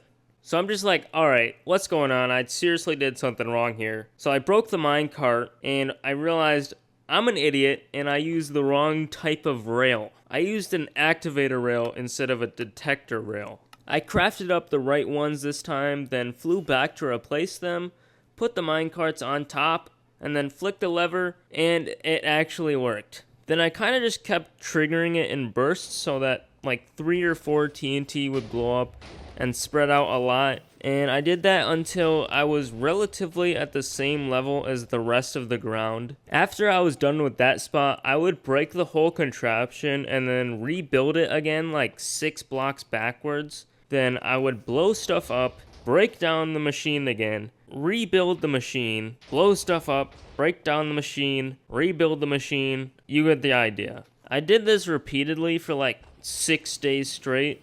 So I don't want to bore you too much with all this stuff. But yeah, it was kind of just the same thing over and over. On day 24, I looked back at the area, and as you can see, I absolutely decimated this place. But there was still a bunch of flying bits of stone all over, so I placed down the beacon once again so that I could clean everything up. I went through the tedious task of flying upwards, landing on some random flying stone, insta-mining all of it, and then trying to find a way to get every little block without falling. And let me tell you, I probably fell like 100 times, especially trying to fly on top of the single blocks with nothing around them. This process took a lot longer than I thought it would. I was doing it all night, in-game, not like in real life, and some of the morning of day 25. And here's the final product. It's definitely not perfect, but it's something I can work with, so that's really all that matters. After doing a bit of cleanup, I flew to the castle to fix up both of my tools. And I just found this clip, so I should probably mention that earlier that day, I went to my bee farm to craft up as many honey blocks as I could. Then the next day, I came back to it because I realized I was going to need a lot of honey blocks because for some reason, I decided to design some of the trees using honey blocks like every other sane person would. That meant I needed to expand my tiny bee farm. The materials for the farm weren't that expensive. I just needed to find some bee nests in the wild, trade redstone with villagers, and figure out how to craft dispensers and comparators because I definitely know how to do that. I needed to make space for like 5 more slots of bees, so I dug out a chunk of stone and dirt and then just started copying the design I had from before. While I was trying to move some glass, I accidentally hit a bee, which caused me to panic because I didn't want them all to escape, but I managed to seal it up in time. A few of them did end up dying, but I finished up the farm by placing in the rest of the bee nests. The morning after that, I bred some bees because I didn't know if all of them actually had a nest or not, especially since some of them died earlier. Next, I quickly bred up the sheep and went on a journey to start the real material gathering quest, which was to get an absolute ton of moss, since it would be the main ground block of the biome. I found this azalea tree that I've been to before to see if there's a good lush cave down there, and lo and behold, it was absolutely garbage. I found another one nearby that also had like 0 moss whatsoever, so I traveled back to the castle to go into the nether, since I remember finding a bunch of new azalea trees by the desert from earlier in the video. I dug down and found actual moss this time, so I started insta-mining it with my efficiency 5 diamond hoe. While I was down there, I also got some clay, since I'd be using a little bit of it for some rocks later in the build. Throughout the night, I found a bunch of little caves and got a decent amount of moss, and I was slowly filling up my first shulker box. But then I was casually breaking some moss, and I found literally the biggest cave I have ever seen in my life. I actually hit the jackpot for moss that day. Oh yeah, and of course there were diamonds everywhere as well. The next 2 days I spent just going ham with the diamond hoe, getting like 3 shulker boxes full of moss. I also was looking for as many of these small drip leaves as I possibly could find, since I'm pretty sure you can't farm them and they look really good for decoration. After all of the boxes were fully filled up, I flew home and started organizing all of the moss that I had, putting it into some double chests. The next day I flew into a nearby ravine to grab a bunch of andesite. I needed it to block out all of the rocks and such so that I could actually start building the terrain. I probably got way more than I needed, but I kept finding these big veins of andesite, and it's easily one of my favorite building and texturing blocks, so I just couldn't resist. After putting all my items away, I finally started placing down the first blocks of the build, only like 6 or 7 hours into the gameplay. So I kind of just began making an outline of where I thought I wanted the biome to go. I didn't have a super confident plan of how big I wanted it or what shape I wanted. I just needed to start it, and if I wanted to change anything, it wouldn't be hard. It might be a little hard to see, but here's what the rough shape is looking like. It's pretty big. I didn't know how I felt about it yet. On day 32, I patched up this random hole in the corner of the outline since it was going to get in my way eventually. Then I already started changing the shape of the outline of moss and then using FreeCam to see how it looked from a bird's eye view. After that, I moved the storage chest back a little bit since they were getting in my way. I also traded mending and unbreaking from some of my villagers so that I could make some unbreakable shears, because I was going to need a lot of colored wool for the trees I'm building later in the video. Speaking of that, I flew over to the very humane sheep pen and started dyeing all of the sheep red, orange, and yellow, so that's a little bit of a hint for what the trees will look like. At the end of the day, I clicked as fast as I could and sheared all of the sheep. In the morning, I stopped procrastinating and started actually filling in the moss outline with actual blocks. Again, I didn't have an exact plan for the structure of the terrain, but I kind of just wanted it to be like pretty smooth and mostly flat looking throughout the biome, and then I could add some boulders and interesting stuff on top whenever I wanted. Day 35 was a little bit different. I started roughly outlining a kind of hill thing where I'd be using andesite and moss as the base blocks. Then I started changing out the temporary blocks with what I wanted. So the plan was that the front of the hill would almost be like a mini cliff. So the andesite will be like rocks underneath the top of the cliff, if that makes sense, and then there's going to be moss on top. I finished off the rocks and then started placing in the slope of the ground with moss. The process of building custom terrain in survival is super time consuming, especially if you're trying to make it look natural. So I really took my time making the shapes I was happy with. A lot of the time I would just be taking a step back to see what I thought of it, rather than just building the whole thing in one go and then having to break a bunch of blocks if I wanted to fix it. I took a break from placing blocks and expanded the sheep hole because I noticed that they were eating grass a little too fast, so if I didn't, it would ultimately result in getting less wool. Then I got back to work placing a bunch of moss, which I think I forgot to record the rest, so whoops, but I finished it. On day 38, I started planning out two new shapes. One was like a small, long hill, and another one would be a boulder. For reference, here's what they look like from the sky. First, I switched out the dirt blocks on the hill, then I filled the rest of the moss on an incline. Then I saw this open area right next to it, so I decided to make a little valley thing in the middle, but I only dropped it down one block, so I don't really know if it counts as a valley. The next morning, I sheared the sheep once again, and then started work on the boulder. I don't know if I've mentioned this before now, but all of the moss and andesite I've placed so far are going to be textured, so it's not just going to stay 2 blocks. It's just a lot easier to texture builds after you finish the shape first. So I'm going to add like a lot of different blocks. Like for example, in the moss, there's going to be grass blocks, there's going to be terracotta, there's going to be concrete powder. So it's literally not going to stay moss. Anyways, after I finished the shape of the boulder, I had the idea to add moss on top of it to make it seem like it's been there for like centuries or something. So I switched out some blocks here and there, and I think it turned out really nice. After that, I went back to the other side to fill in a lot of the area with moss, which lasted the rest of the day. I also placed down a bunch of torches underneath the ground because I've already had to take care of some mobs, plus I didn't want to have to hear zombie noises all the time. Next, I started to widen up the outline of the biome so that I could have a better idea of how I wanted to build an incline of moss, since I would have to do it eventually. So on day 41, I worked on building a gradual slope, and after a break to shear the sheep and organize some chests, I shaped out a 1 block tall, big circular shape and filled it all in with moss until the sun was setting. After sleeping away the night, I began building another small little hill thing with some rocks at the front. Then I was filling in some more of the ground when I realized I completely ran out of moss in all of my chests. And as you can see, I wasn't even halfway done placing down the moss. So I flew back to the desert where the lush caves were and dug down at an azalea tree. I realized I forgot to repair my diamond hoe, so luckily I remembered I had some XP bottles from villagers I traded with a while ago. Basically for an entire day in Minecraft, I spent just going crazy, getting as much moss as I could,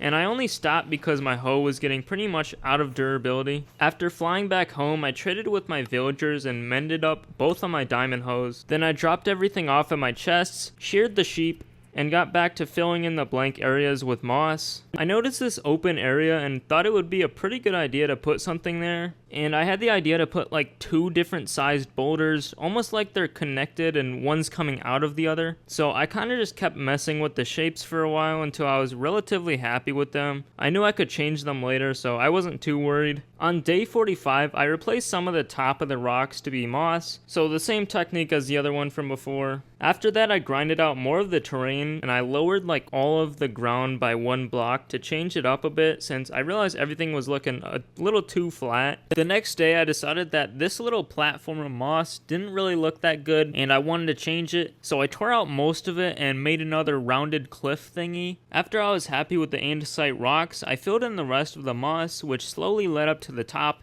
and I finished the whole thing before bedtime. Here's what it looks like from a distance. Pretty good if I do say so myself. Then after that, I got the idea to create a river that cuts through the entire biome. So I spent a really long time placing down moss leading up to the side of the future river. The reason it took so long was because the north side of the biome has this kind of steep incline that I didn't really know how to approach, so I really took my time polishing it and making sure it looked relatively natural. After yet another sheep break, and also repairing the shears at the castle, I finally was able to start placing blocks down on the other side of the river to really get an idea of how wide I wanted it to be. And I thought it would be cool to have like a little bridge that goes over it, so I decided on making it pretty narrow. Then I started to thicken it up so that I could plan the next hill that I was going to make on the other side. And so I placed in the first blocks of the slope, which I could tell would take quite a while to finish. Here's what the scale of it is looking like. It's a lot bigger than the other stuff by far, just because I wanted it to look a little different on the 2 sides of the river. Plus, I was getting kind of bored of how I was making the other hills. So anyways, I kind of just kept grinding non-stop until this thing was done, which took about a full day of work. On day 51, I started by placing down a bunch of torches underground because it was getting really dark down there and mobs were spawning. Then I got back to placing moss. I was working on thickening up the sides of the biome when I ran out of moss completely again. And as you can see, I still had a solid chunk of land I needed to fill in on the right side. So instead of flying all the way back to the lush caves, I decided why not just start texturing the ground with grass blocks, and I can just pick up the moss as I go. Then hopefully I'll get enough moss back so that I could place down the rest of it in the missing chunk. So I just kept breaking moss and placing down grass blocks, using a technique where I basically just try to make like kind of small patches of grass. So like sometimes 5 or 6 blocks, sometimes like 10, I don't know. It was kind of random how I did it. And again, I don't want to bore you too much, but I pretty much just kept doing the same thing over and over and over for like 4 days straight. I have no idea why it took so long. I guess the biome was a lot bigger than I thought. And I just wanted to make sure I didn't miss any spots. But yeah, it was pretty relaxing. I was just listening to music and grinding it out for like an hour or something like that. On day 57, I was finally able to keep going and place down more moss in the missing chunk. I also made another one of those small hill thingies with rocks at the front. Then after finishing that, I went back to placing in as much of the missing moss as I could until I once again ran out of blocks. So I went back to replacing moss with grass blocks to add texture and also give me back enough moss so I could place down the rest of the missing blocks. Then on day 59, I finally finished placing in the last moss blocks. And of course I had to add texture by adding in the rest of the grass blocks. After that, I noticed a spot where I felt like there was something missing, so I started making another boulder with a pretty similar shape as the other ones, and then adding in moss at the top for some finishing touches. The next morning I did the exact same thing. I saw an open area and decided to add another small boulder to fill in some blank space. After that, I got some materials together from my storage room so I could work on the river again. I placed down cobbled deep slate slabs a half block down on the side of the moss to make the water feel really shallow since the river is pretty narrow and it made sense to me. Then I placed in full blocks of cobbled deep slate in the missing blocks in the middle. I started the next day by texturing the river floor with different blocks like mud, black stone, dark gray wool, and regular deep slate. Then I tore out the moss on the sides of the river so that I could replace it with rooted dirt. And after that, I went back to texture it all with cobblestone and coarse dirt to make it look a little rough. On day 62, I went down into a cave to gather a ton of blocks because I wanted to texture all of the andesite I used for the boulders and cliffs so far in the biome.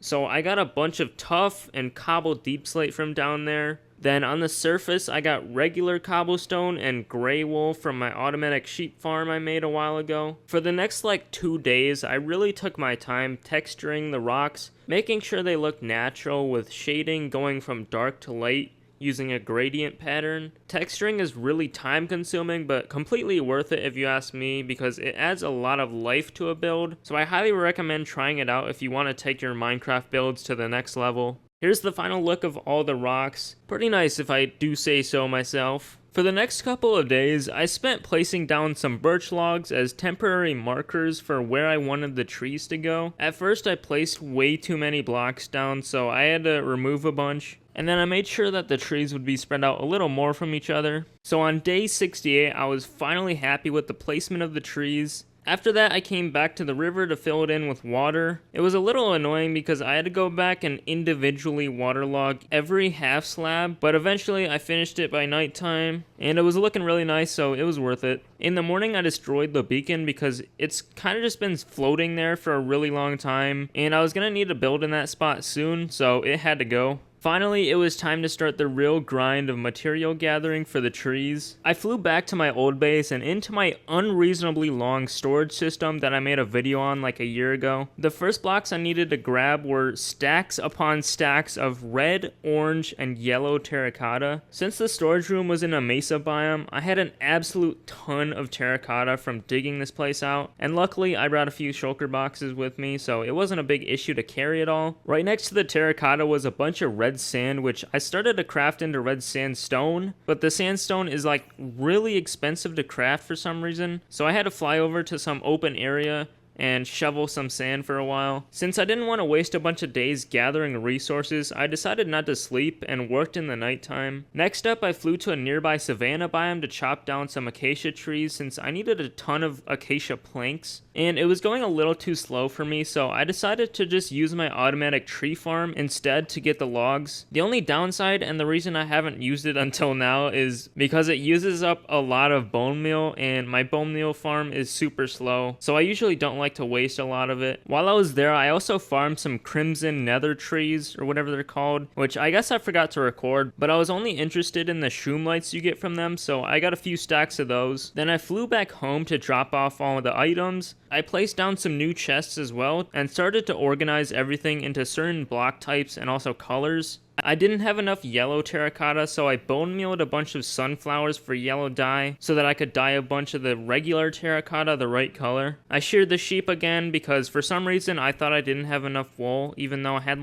15 or more stacks of each color. Then I moved all the wool into the new chests. I took another quick trip to the old storage room to grab a bunch more terracotta because I realized I was going to probably need the same amount of glazed terracotta as regular terracotta, which meant I would need to smelt it all down. After getting back home, I dyed a bunch of terracotta yellow. Then I crafted up several furnaces as well as buckets, headed over to my lava farm in one of the houses because lava is really good for smelting a large amount of items, plus it's also renewable now. So I placed down all the furnaces, filled them with all the lava I had, and then put a bunch of yellow terracotta in. While I was waiting for them to smelt, I thought it would be a good idea to bone meal some mangrove propagules together, then using a hoe to break all the leaves, which exposes the logs, making it relatively easy to gather this stuff, even though it's definitely the most annoying wood to gather by far. Since I didn't have enough lava to smelt the rest of the terracotta, I broke a bunch of coal ore blocks I've gotten over time with my fortune pickaxe. This saved a bunch of time and was well worth it. The next day I flew over to the castle because I needed a ton of stacks of glass,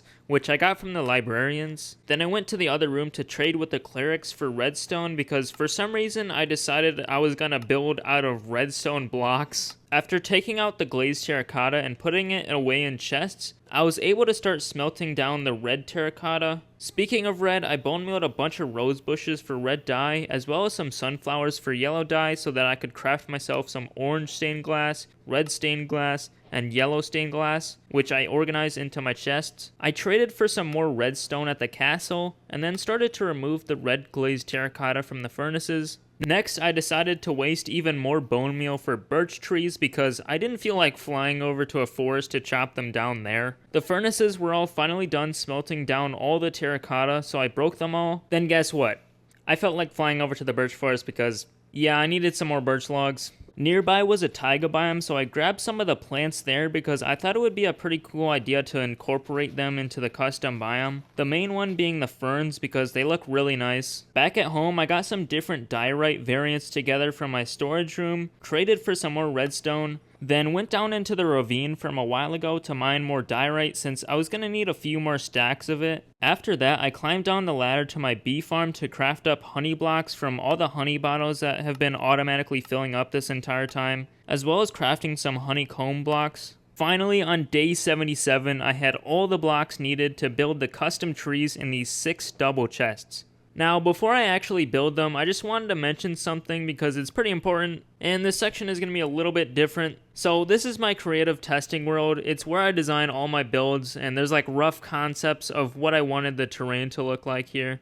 As you can see, these are all the trees I'm going to be building in my survival world. There's 7 different designs, each with 3 different colors, orange, yellow, and red, which I spent a couple days IRL building. Now, in order to save an astronomical amount of time, I'm going to be using a mod called Lightmatica to basically create like holograms or blueprints of the trees that show me exactly where I need to place each block in survival. Obviously, it doesn't just like spawn blocks in for me. I still had to gather all the blocks manually and place them myself. So I personally don't consider it cheating, but I just wanted to be completely transparent with you because I think it's probably better than just pretending like I built it all naturally in survival. A lot of Minecraft YouTubers use Lightmatica these days, and it's just really convenient for making videos. So anyway, back to the other world. On day 78, I finished placing in all the tree schematics, and I was really happy with how they were laid out. Then the next step was just to start building. I first began building all the red trees because I didn't want to keep getting different materials every single time I built a new tree, so I decided it was going to be probably a little easier this way. When I was designing the builds, I got my inspiration from Pinterest, and I kind of just looked up birch tree concept art, which I found that concept art is the easiest thing to transfer over into a Minecraft build. And I basically like studied the pictures and I noticed a few things about them. Number 1, birch trees look better with branches. Number 2, don't make the top of the leaves flat. They're usually more curved. And number 3, they look really cool when they're other colors in the fall season. I tried my best to transfer over those observations into Minecraft, which, like I said, took multiple days in real life of just messing around in a creative world. Oh yeah, and I also tried to incorporate some shading in the leaves of the trees, so at the bottom they're a little darker than at the top. For example, for the red trees, I made a gradient going from mangrove planks to red terracotta to red wool to red glazed terracotta with redstone blocks and red glass spread out randomly. To show you a better view of building the trees, I also recorded using Replay mod, which is another really useful mod for making videos. As you can see, I build the trees from bottom to top because Lightmatica has a feature where you can only see like one layer at a time, so this is the most efficient way to rebuild schematics in survival. Next up were the orange trees. I made another shading gradient going from orange terracotta to acacia planks to orange wool with orange glass spread out randomly. This time I didn't use orange glazed terracotta just because the block has a lot of blue in it and just doesn't really work well with the trees, but even without an extra block they look really good. Also, I forgot to mention that I've been using shroom lights inside of the leaves so that they light up at nighttime, and I think it's just a super cool yet subtle detail I decided to add. And here's the replay of placing in all the orange trees. Finally, I worked on the yellow trees. In my opinion, these are the best looking ones because they have some really interesting blocks. They go from yellow terracotta to honeycomb blocks and regular honey blocks to yellow glazed terracotta to yellow wool with glass all around. So definitely the most amount of variety of blocks for this one. And I never thought honeycomb blocks would actually work well in a tree, especially the yellow ones, because the block is pretty orange, but it still works extremely well. So I was really happy with how I designed it. And here's the replay of the final trees being placed. Walking through the forest now feels so nice, and it really goes to show how big of a difference trees make to landscapes. So I really couldn't be much happier with how they came out. After that, I started building a little house that I also designed in a creative world which I'm not gonna lie, I kind of forgot to record most of it because I was kind of just in the zone, locked in, just building. Anyways, here's what it looks like with FreeCam. Nothing crazy, it's kind of just a box with a basic roof, but I felt like this was the kind of house that you would actually see in this forest if it were real, and that's all that matters to me. The next morning, I tore out the floor of the house and replaced it with some nice spruce planks. Then I began decorating the place, starting with a sink and a counter, then some bookshelves, a random pot, a plant in the corner, a second random pot, 2 paintings because why not, a bed, a bedside table, another plant, I'm starting to see a theme here, a lantern, and another plant. After that, I went to my storage room to grab a bunch of sea lanterns that I got from my guardian farm and place them down in the forest with moss carpets over them because I was sick and tired of mob spawning and ruining the atmosphere of my beautiful biome, and also making me scared that creepers were gonna blow my trees up. With some more free cam at nighttime, the place is looking really nice, and you can barely even tell there's moss carpets there. It'll be even less noticeable when I put in all the grass and flowers and stuff in. I headed over to the old base to go back to the desert so I could grab a bunch of cacti. Then when I got home, I put them all in a furnace to make green dye. First I crafted up some green concrete powder, and then I made lime dye and crafted lime terracotta. With those blocks, I started to actually add more texture to the ground because for the longest time it's only been moss and grass blocks, and adding more variety to the ground makes a big difference.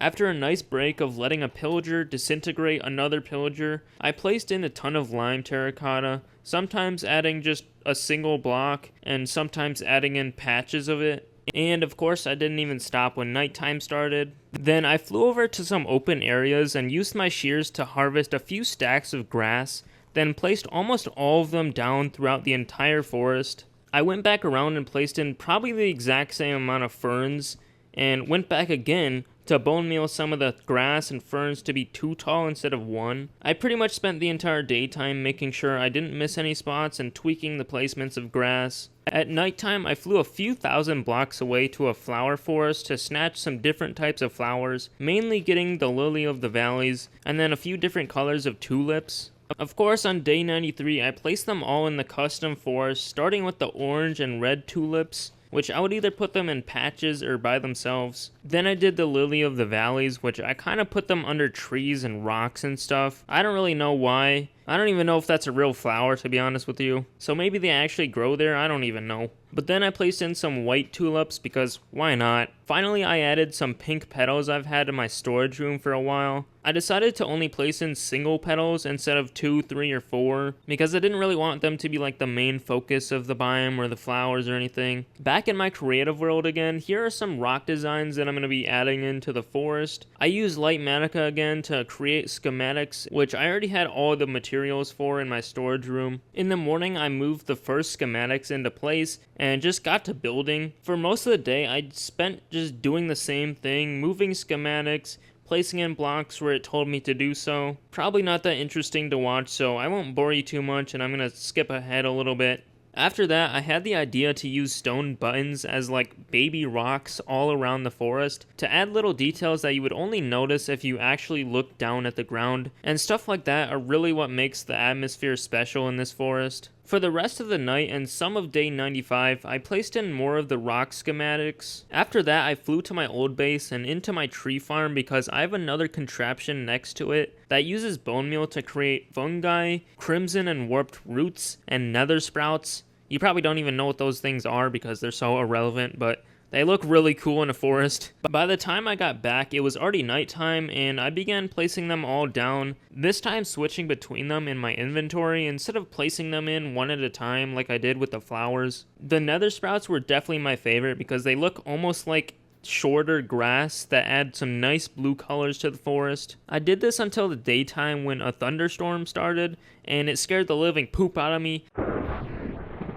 It was so loud for no reason, I literally had the weather sounds on like 1%, but I decided to sleep instead of getting jump scared every 10 seconds. But anyways, next I placed down most of the small drip leaves, which a lot of them were from the lush caves from this video, and some I already had from a while ago. I also had another genius idea, which was to hide spore blossoms inside of the leaves of the trees so that the green particles would fall down when you're walking around in the area. And can we just appreciate the elytra flight skills that it took to get here?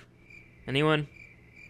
Okay. To be fair, when I tried it again, it did not go as planned. Anyways, I think I installed like 4 or 5 spore blossoms during that day. Kind of forgot, but the sun was setting and I added a bunch of sweet berries to the ground to add more plant variety with some nice extra red and green colors. Then I bone mealed some glow lichen on the road of my town I built a few videos ago so that I could place it mainly in the darker spots of the forest, but also just on the ground for some random extra texture. After grabbing some rooted dirt from one of my many grass chests, I flew over to one of those taiga biomes with the weird brown grass to take a few stacks of coarse dirt for myself. Then I started tearing out some of the moss so that I could make a little path going through the forest. I used coarse dirt and rooted dirt for the full blocks, and I added spruce slabs on inclines to smoothen out the path and make it easier to walk through. I kept breaking and placing in blocks and tweaking the look of it to make it seem like not a perfect pathway. I purposely made it look rough with some moss blocks kind of invading in on the dirt, if that makes sense. And I did this until I got to the little house I built, and I was really satisfied with how it looked. Next, I constructed this little spruce bridge I designed in a creative world like 5 minutes before this clip, since I was too scared to waste a lot of time because there was still some stuff I wanted to do. So I had a picture on my phone and I just copied that. Yeah, it's a pretty neat little bridge, nothing too fancy, but it does the job. So a few weeks back, I was watching a B00-100 Hermitcraft video, and he was trying to find a way to keep a drip leaf in the down position, but he also found a way to make like atmospheric sounds with them that almost sound like leaves are crunching on the ground. So I took that idea and figured out a really simple way to do it with a path block, an armor stand, fences, a piston, and something to power the piston. Then on day 99, I got materials together and dug out a little area underneath the entrance of the biome and slowly but surely rebuilt the contraption. The best thing about it is I can reuse the piston, redstone blocks, and fences, so it's literally the simplest thing ever to build, and it adds a ton to the area. So I built the same design probably like 7 or 8 times, I don't really remember, but I spread them out across the forest in the main places you would walk through. And I think in one spot I added 2 right next to each other but timed them differently so that they would make noises at separate times. Here's a video from earlier when I was chilling in the forest with the sounds in the background. They're pretty quiet and subtle, but it's pretty cool to actually have the ability to build ambient sounds into survival Minecraft, so I highly recommend trying this out in your world. The last thing I did in the night of day 99 was build in a little fallen birch tree that seems to have been there for so long that moss has started growing on it. Yet another small detail, but it adds like a little story into the forest, so I thought it was really cool. Finally, after 100 days of building a custom birch forest in Minecraft, I was ready to sleep away the night and walk through the forest for one last time. If you made it through the whole video, I want to thank you so much for watching. This video took me many hours to make, so if you want to support the channel, please consider dropping a like and also subscribing because it helps me out more than you think. This project was probably the most fun I've had while making something in Minecraft, so let me know what other biomes you'd want to see me make next in the comments, and there's a chance I'll make a video from your idea. Alright, that's all for me. Love you, bye. So, Minecraft just got a new update for 1.21, and I wanted to check out all the new features in my 1000 day survival world, and I'm splitting this episode into 4 different parts. Get a trial explorer map from a villager, defeat a trial chamber, get all the wolf variants, and finally make a build for the wolf variants. If you do enjoy this video, please consider dropping a like and subscribing because it lets YouTube know that you want more videos like this, and it'll recommend it to others, which will really help my channel grow. So to get a trial chamber map, I gotta get really lucky with a cartographer villager, and at my new area, I actually don't even have a villager breeder,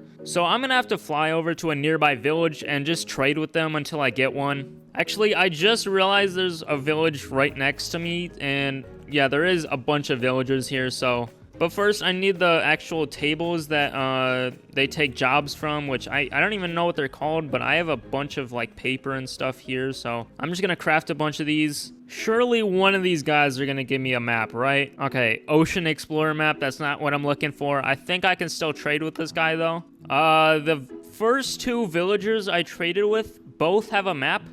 I don't even know if that's rare or not, but I guess I'll take it. And I crafted myself up some compasses, so I'm gonna take both of them just in case. I don't even know if they're the same one. Let's check.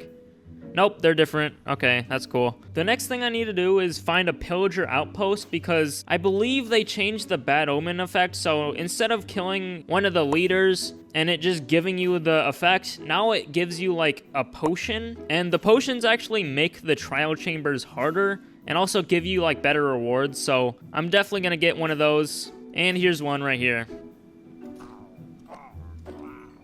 And bad omen 1, I think you can get like different like numbers of bad omen. I could be wrong on that.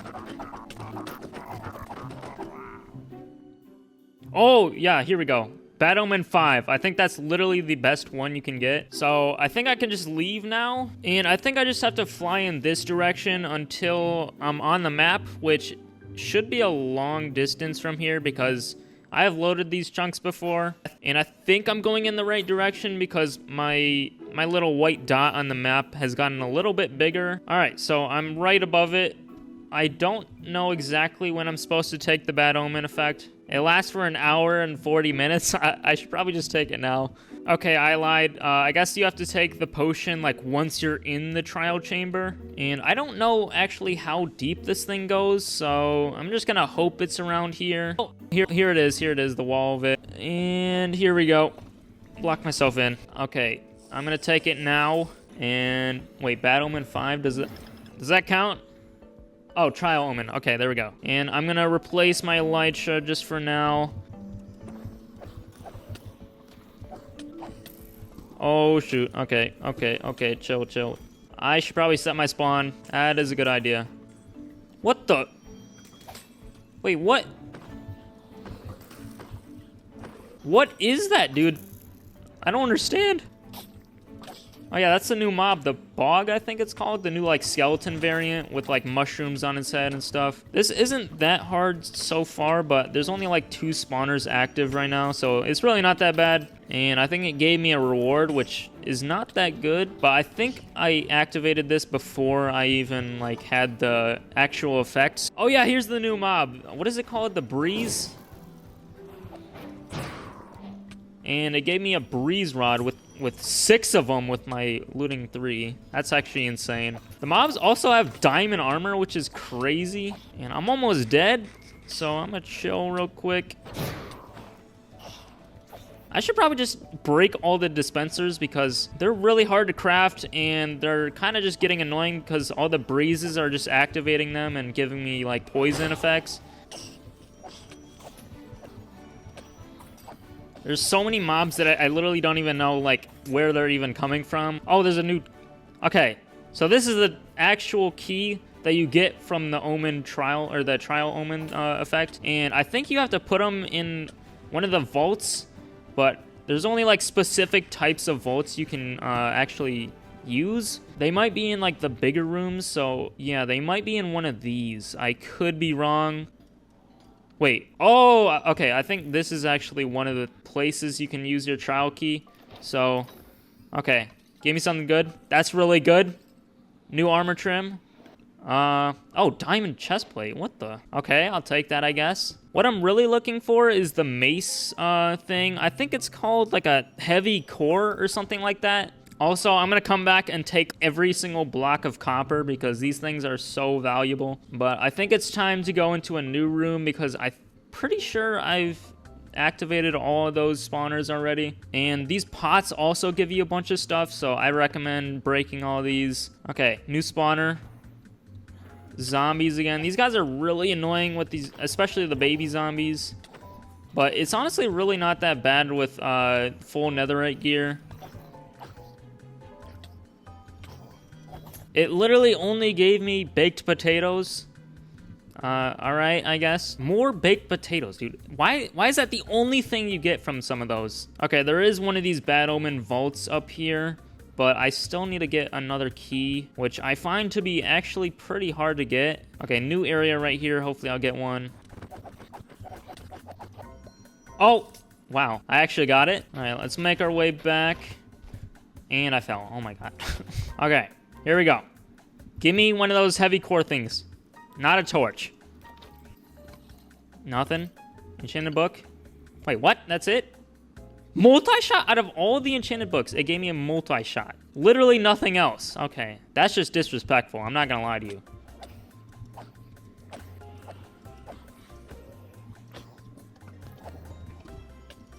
What the? He's gonna kill me. Chill, dude. Chill. Chill. Oh my god, he's actually gonna kill me. These silverfish are also extremely annoying. It gives you like this potion effect. I think every time like a mob hits you, it has a chance to spawn one of the silverfish. And it's really annoying because they're hard to hit and there's always these baby zombies chasing after me. Here's another key. That's cool. Oh, okay, here's the actual thing. All right, please give me the mace, please, dude, please. Battleman. Breeze charges, more breeze charges. Emerald blocks. Are you serious? Okay, that's not that bad. Battleman 4, you can do another trial chamber with that. Nothing down here, probably. Where am I, dude? Am I in the back rooms? Oh, wait, what the? There's another key right here. I don't even remember beating that one, but okay. I'm actually so lost. I've been here like 4 times. Okay, I think this is a new room, and it's spawning breezes. And I should probably just delete all these dispensers so they don't give me stupid potion effects.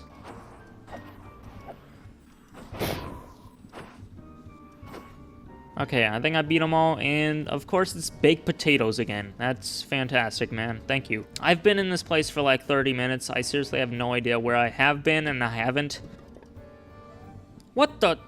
New music disc. So, since I've already been to like every single room in this place, I'm just gonna leave for now, and I'm gonna find a new trial chamber with the other map I got. I made my way to the second location on the map, so I'm gonna hope this one actually exists. Okay, there actually is one here. I think the effect still works, because all these guys have like diamond armor and stuff. Oh god, I need to set my spawn, I just realized. Holy, there's a spider.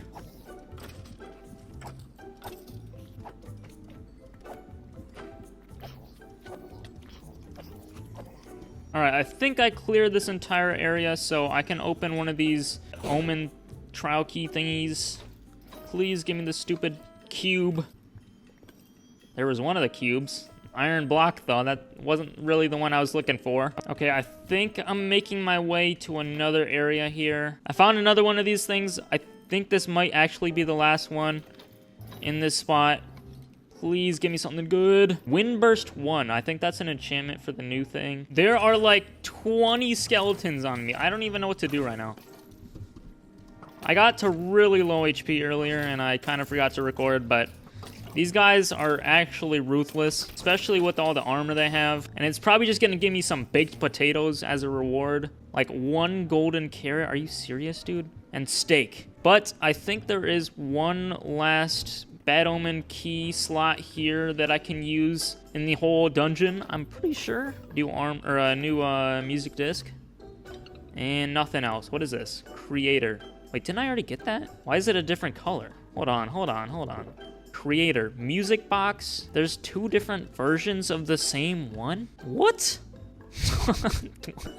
Okay, so I've explored pretty much everywhere there is to explore, and I think it's just time to grab all this copper because I'm gonna be using it in a build later. Well, I got about 3 shulker boxes of stuff plus all the copper in my inventory, and I'm ready to go home now. I dropped everything off at home, and now it's time to search for all of the different types of wolves you can find in the game, which apparently some of them are really hard to find. Like the snowy wolf is always by itself in like a really weird biome. Okay, I think there should be one in a taiga biome. I could be wrong. Also, I probably have already been here before. Yeah, you are not exactly what I'm looking for, so... Well, I just realized I forgot all of my bones, which I got from my hostile mobs chest. Okay, I think these might be new chunks, and these snowy taiga biomes should have a new type of wolf, but this one seems to be really small, so I don't think there actually is one here. Oh my, dude, I literally thought this was a wolf, but it turned out to just be a fox, man. Yes, dude, oh my, dude, I've been looking for these dogs for the past like 10 minutes. Haven't found a single one in like 10 taiga biomes, but finally I found this dude. So I think this is like 1 out of 9. Come home with me, please. Oh my god, that took way too long. So I don't know how far I can fly for the dog to teleport to me. I'm just gonna slowly come back. Where is he?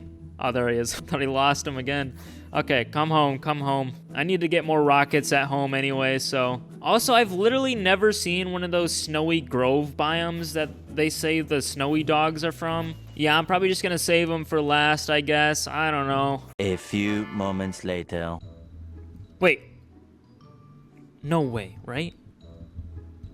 Look at me, dog. Wait, wait, what? Wait. What? There's no way this is I think this is the rarest one you can find in the game. Dude, I came back here because my first dog just disappeared on me. Like, I think I flew too far away from him, and I just accidentally found the rarest dog you can find in the game. I can't even make this up, bro. I don't even know what just happened. Dude, honestly, I'm just gonna bring this little guy home because I can't even find the other one. I don't know where he went. He just disappeared. It seems like you can't fly that far away for them to teleport to you, so I gotta be like super careful. I don't even know why that's a thing. I guess they go out of like render distance or something. Okay, I got this little guy back home. That's really all I can ask for. I got 2 rockets left. Sit down. Holy. Okay, the hard part is done. Now I gotta re-find the other one. And then 7 more after that. This is gonna take a while. Well, it isn't a dog, but I found natural spawning llamas, which I literally forgot were in the game. All right, 2 down. I might start using like the nether or something to travel because this is kind of getting annoying. My elytra is getting really low, so I'm gonna repair it, plus my pickaxe at my villager trading hall. So what I do is buy glass from the librarians, and then I come down here, craft up glass panes, and then trade it with the cartographers. Now I'm just gonna go in a completely different direction and just hope I find a good biome. I think these actually are new chunks, and I found one of the original dogs which spawn in taiga biomes and I think forests. So I'm just gonna take this little guy home because I don't want to waste any more time. There we go. I think these are all the white variants of the wolves, so now it's just for the warm biomes, I guess. No way!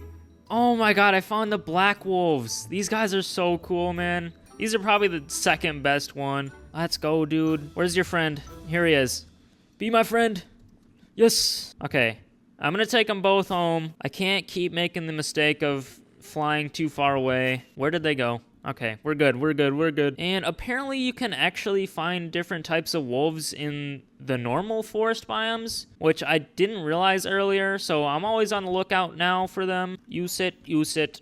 Okay, how many we got left? 1, 2, 3, 4. I think we got 5 left, so I'm not even halfway done. That is crazy. Dude, I've been looking for these guys for like 10, 15 minutes at the minimum. I thought these guys literally didn't exist. Is there another one? Yes. I thought Minecraft Wiki lied to me, but these guys do happen to be real and spawn in, what are these, the forest biomes? And I am super far away now. Use it.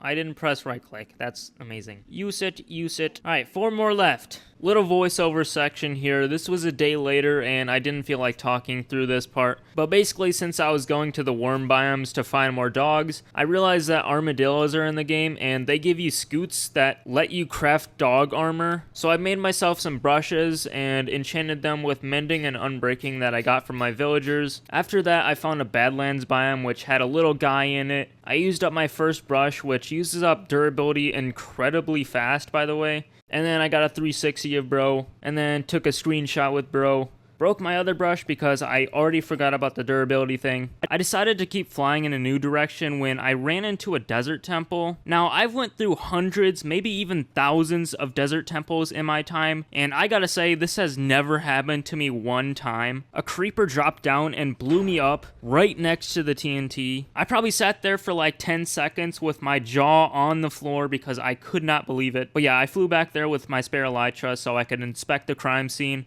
And I don't know which god blessed my soul. Maybe I gotta start praying for like Herobrine or Jeb or something. But the TNT in the temple didn't blow up my items, and I got all my stuff back. Another IRL day later, I recorded a few more clips where I looked for more dogs, and for some reason my microphone audio just didn't work. So I'm just going to quickly catch you up to speed on what happened. So I found several jungle biomes which supposedly have new dog types, but all I could really find were ocelots and parrots pretty much. I also searched through several savanna biomes with terrible luck because for some reason that type of dog only spawns in savanna plateaus. And after about an hour of looking, I finally found 2 of the jungle dogs, which are called the Rusty Wolves apparently, and I tamed them and brought them home. Alright, hopefully I don't have any more audio issues, but we now have 6 dogs, which means I have 3 to go. First one is the Spotted Wolf, which spawns in savannas. Second one is Striped Wolf, which spawns in wooded badlands. And the last one is Chestnut Wolf, which spawns in old growth spruce biomes, which I don't even know what that is, but I'm gonna try to find it. So this time I'm going west. Hopefully there's something here. Okay, I found a savanna biome. I don't know. Oh, wait. Oh my god, it's the plateau. Okay. I'm not seeing anything. I should probably F3B again. Okay, actually, this is kind of hard to see. Maybe not. I don't know what they look like. I'm just looking for anything that is not a pig, sheep, or chicken. So far, it's not looking good. Please, game, please. Savannah Plateau. This is some crazy terrain, though. Holy, I should, like, think about building something here. And there's a village right on it, too. Okay, this looks really good. Please have a wolf here. There's no way there's not a wolf here, right? Yeah, it is a savanna plateau. This is like the perfect spot for a wolf to spawn. You gotta be joking me, right? Dude, what? I've literally gone through like this entire biome. How is there not a wolf? Come on, bro, please. I just want a wolf. So there's armadillos here, which leads me to believe that this is new chunks, but I'm not seeing anything. Yeah, so I've looked around this area probably 3 times. It's a really big savanna biome, and I just can't find any wolves. I don't think they're here. I don't know what's wrong. That was like the biggest savanna plateau I've ever seen in my life, and there's just nothing. Like even this way, I haven't found anything. So maybe I have already been here. Like I don't remember going this far out before, but I don't know. I'm flying super far away now, and I found a mesa biome or a badlands biome or whatever it's called, and I found a wooded badlands biome, which is exactly what I was looking for. This one should have a different type of wolf, and I'm extremely confident. I've never been this far, so I'm gonna actually F3B here, and any hitbox I see is probably a wolf, I'd guess. Okay, there's something over here. Please be a wolf. Oh my god, it is. 3 of them. Holy. So I'm a little scared because I've never been 10,000 blocks away, and these guys are gonna take forever to take home, and I have to cross like 2 ocean biomes, so I'm not exactly sure how well this is gonna go. I'm gonna stop as much as I can. And yep, they TP to me. So here's the big hurdle, this massive ocean. Somehow I made it through the ocean. I think there's another ocean after this one though. So I'm trying to stay optimistic here. It's still a crazy distance though. Well, I'm back at the savanna biome. So maybe on the way I'll find a dog, but I don't think I will. Yeah, it's not looking too good right now. Wait. Oh my god, I think this is it. Yep. Dude, I looked through this entire biome probably like 2 or 3 entire times, but I guess I missed this small corner. That's actually crazy. I swear I've checked here before, but all right. Okay, so far we're looking good. We're still about 3,000 blocks away, I'd say. Yep, there is my custom biome, and I am somehow home. That took freaking forever, dude. Okay. All right, you sit. Come back, you sit, and you sit. Nice. I think there is just one left. Yeah, so the old growth spruce biome, I can't even say that right, but Chestnut Wolf is the last one I gotta find. I have no idea what that even looks like. I just realized I should probably repair my elytra while I'm here, and then I'll go on my final expedition. Alright, I restocked all of my items, got my elytra fixed, and this time I'm going in... what direction? Southwest, I think? Okay, I think this might be... Yep, it is an old growth spruce biome. Spruce taiga. Wait, is it supposed to say taiga at the end? I don't know. I guess I'm gonna look around here and get lucky. So I think the podzol is what makes it an old growth spruce biome. What is that? Oh, we have it. This is the final wolf. Wow, wait. Let me take this off. These guys are beautiful. Holy, look at that nice brown color. I like that a lot. Okay, be my friend. Oh, I didn't, wait, what? Tame one of each wolf variant. I did not know that was a thing. I didn't know you could get an achievement for this, but that is really cool. And there's 3 of these guys here. I think that's all of them. Dude, honestly, I kind of want to find more of them. I like these guys a lot. Yeah, let me check around the area to see if I can find a few more because I really like the color of these. Yeah, I think I just got really lucky at the start because I am not finding any more of these guys. But that's really fine with me. I don't need more of them. I just really like these guys a lot. I don't know why. Oh, wait, what the? Oh, these are more of the normal ones. I don't know if I need more of you guys. I'm sorry. See you later. I have hit the biggest ocean I've ever seen, and I have no idea how I'm supposed to get these guys around it. Maybe there's some more land over here. It is just a straight path that way, so I don't know how I'm supposed to get there. I have made it all the way back with every single dog. That took way longer than I thought, literally several days of work, but finally I got all of them together. So now that I've gotten all the wolves, I wanted to build a little like house slash ranch slash farmhouse slash I don't even know, building with a farm around it. And I picked a spot over here that I think would look really good. But the first step is I need to terraform this area and make it look nice. Yeah, I'm thinking of covering this whole little pond lake thing. And then I'm going to probably remove a lot of dirt as well over here. Like this hill is kind of weird. These hills are weird. And I don't have replay mod right now because 1.21 just came out a few weeks ago. And they haven't updated the mods yet. So I'm just going to do a little montage here.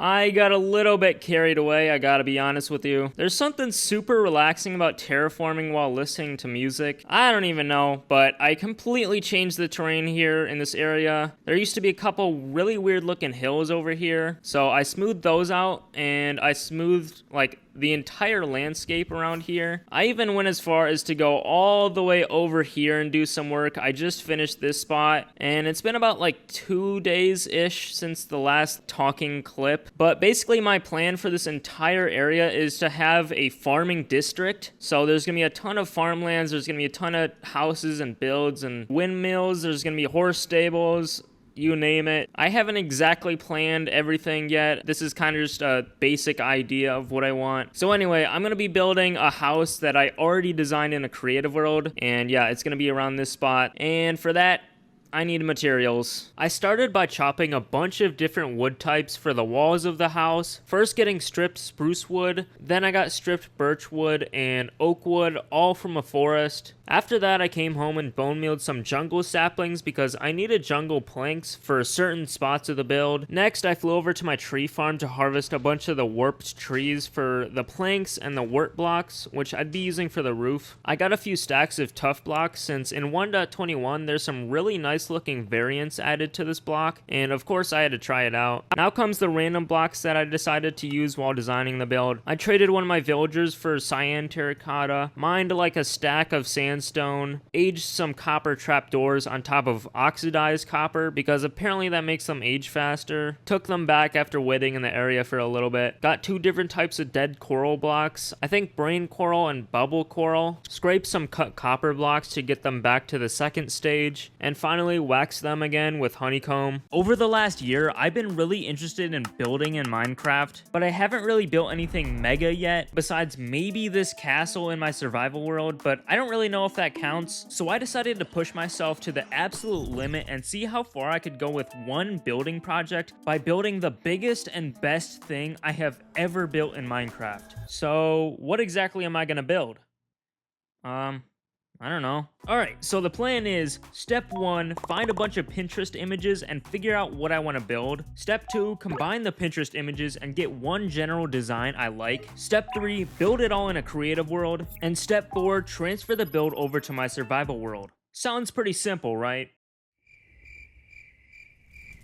So the first thing I did was scroll through Pinterest for like an hour straight because at this point I had absolutely no idea what I was gonna build. I went through thousands of photos and several rabbit holes of castles, churches, palaces, cathedrals, basically everything with some crazy looking intricate architecture that looks insanely hard to build. And then I saved them all to one board so I had a general idea of what I was actually gonna attempt to build in game. Once I was happy with that, I narrowed them down and picked 3 images that I really liked. So I really like the general shape of this building called the St. Francis of Assisi Church. No idea if I pronounced that right, but I don't care because I'm not from Austria. The thing I don't like about that one is this entire tower thingy in the middle. Clearly the designers were being a little silly that day. So we're just gonna forget that one ever existed and slap on this photo of some random dome-shaped roof thingy, which I have no idea what building this is from, so someone educate me in the comments section. No guarantee I'll care though. Last up is this building called the Notre Dame Cathedral in France, since it has some crazy intricate designs on the sides. I actually do know how to pronounce that one because I've been there in person, so weird flex I guess, but I don't really remember it that well. Anyways, with that in mind, I'm gonna open up my creative world and start placing blocks.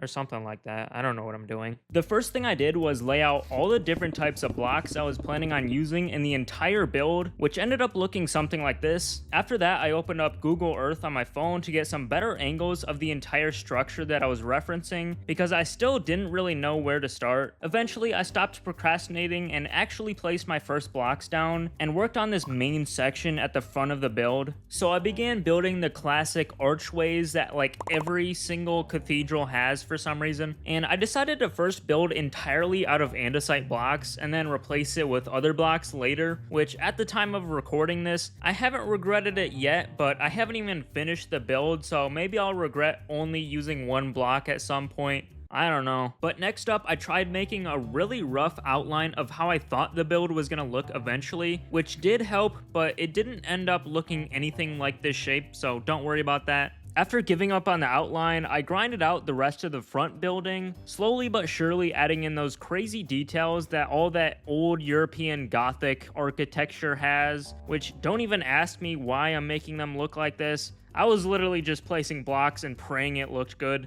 but I was actually pretty happy with how the circular window turned out, and I really tried to play with the depth of it by bringing it inward a few extra blocks, so that was something I was pretty proud of. I also really liked the designs I made above the window with the circles and triangles, but even after looking at it now, I still think I want to change some stuff about it. Once I was happy with that, I worked on the side and roof of this section, which I decided to use lime wool as a temporary block, since I wanted the roof to be green, and then I kept on spamming the different wall designs and archways again. At this point, I was basically exclusively looking at this photo for reference, just to figure out the general shape and ideas of what I was going to build. So next up, I wanted to work on the entire right side of the build with these roofs and towers, but I realized pretty early on that I kind of messed up and built way too big, so I couldn't fit 2 of these towers and make them actually look good. Like, this whole open space with the balcony shouldn't even be here, so I realized I just had to do my own thing and stop relying on the images too much. So as I worked on this giant tower, I found that using World Edit was insanely helpful because I could just copy and paste like everything to save a crazy amount of time. And this project was one of the first times I've ever used World Edit, so the whole concept was pretty new to me. I basically only really used the features like copy and paste, rotate, flip, set, and replace commands, but I'm sure there's way more stuff I could have done to make this go by quicker. So let me know in the comments what else I can do with World Edit, because I'm still not very good at it yet. So yeah, I copy and pasted the front wall 4 times to make the full tower. Then I started working on the roof, which at first I straight up freehanded it, which I very quickly realized that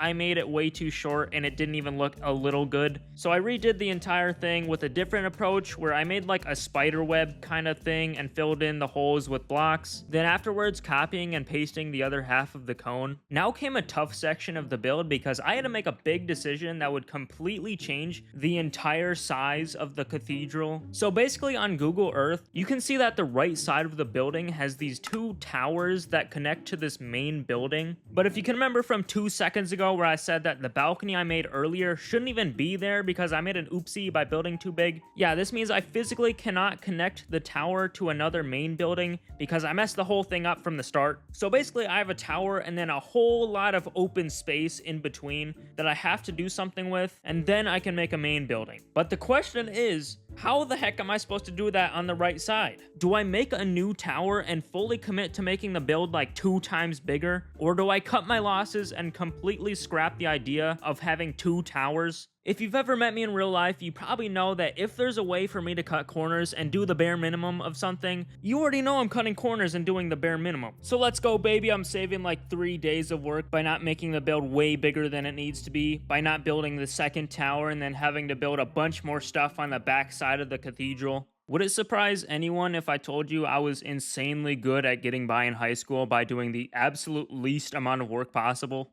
Sorry, Mom. Anyways, I copy and pasted the entire main building and another in-between roof section. Then after that, I extended the wall design all the way to the bottom. Now I was ready to work on the massive middle building, which I decided I was going to make the entire building a cylinder shape. I actually tried to freehand the circle the first time, but failed miserably, so I had to pull up the circle generator website, and what do you know? It looks better than the one I made. I started with the details at the bottom, making these really unique window shapes with arches that I had to replicate on 30-degree and 45-degree angles, which was pretty challenging, but it ended up looking really cool. Then I kept on making these intricate designs on the walls, copying and pasting as I went up the tower to save a ton of time. I also noticed that I didn't really have a whole lot of depth on this building yet, so I challenged myself even more and made these inward curves using all of the different blocks possible. I even used light gray glass panes to manipulate the shadows and make the transitions between blocks smoother,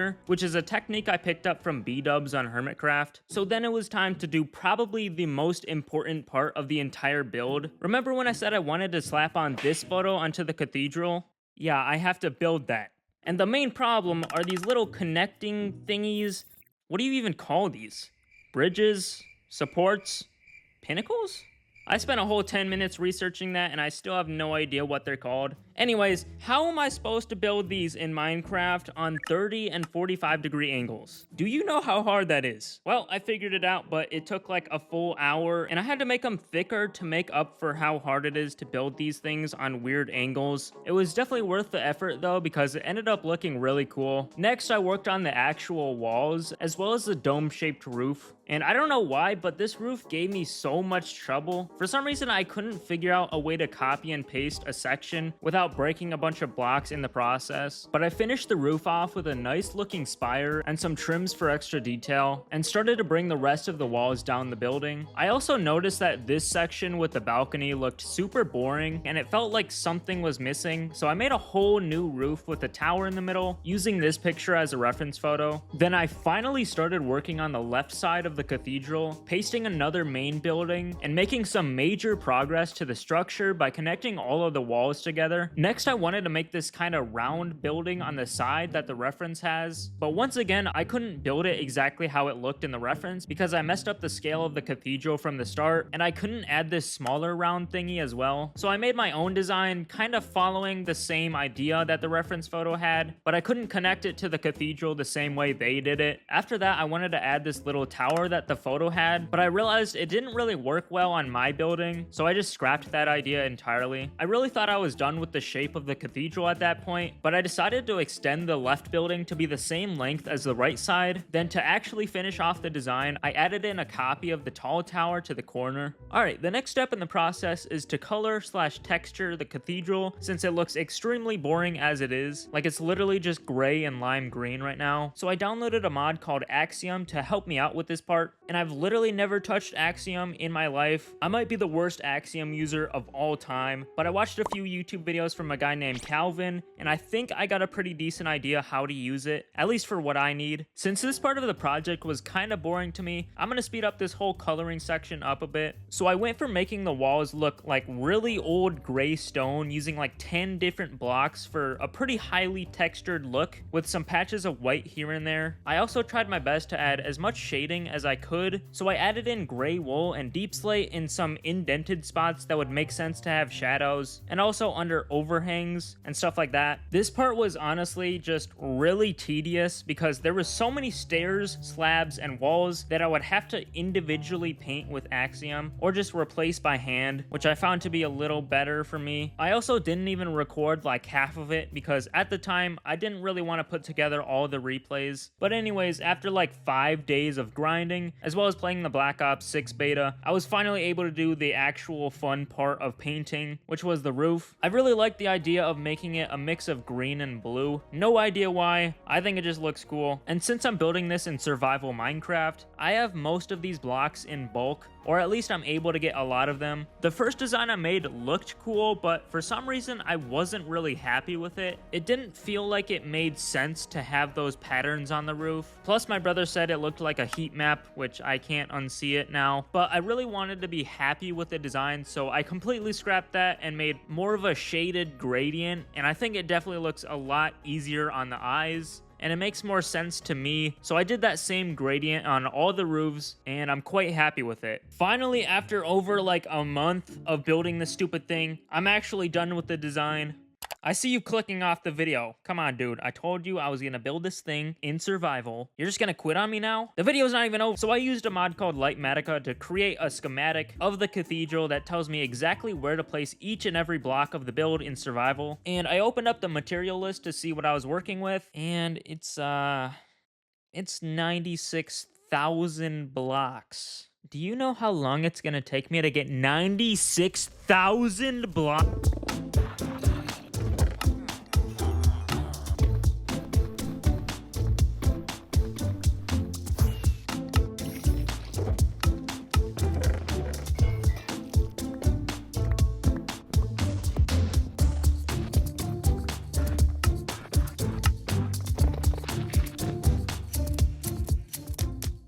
So I got all 96,000 blocks. That took forever. So we got the andesite, walls, slabs, tough, cobble deep slate, normal cobblestone, all this wool, acacia logs, like that took forever. And then the roof blocks. I legitimately got all of these items in survival. I'm gonna open the statistics, items, times mined, over 100,000 stone, 33,000 andesite, 30,000 tough, 18,000 deep slate, times used pickaxe, over 1.1 million, almost 100,000 on the diamond pickaxe. Here's a video I had of the stats before the material gathering. All right, losers. It's 9/12/2024. Let's open the stats. Items mined. This is before I've gathered any of the materials. We got 89,000 stone, 10,000 andesite. That's gonna be like 50,000 or something. I don't even know. But what am I working on right now? I'm placing a bunch of dirt. Haven't really started anything yet. Nice. And there's probably a way to cheat in the stats, so if anyone has any better idea to prove that I got all these blocks legit, then let me know. But yeah, now that I have all the materials, I'm ready to build this thing in my survival world.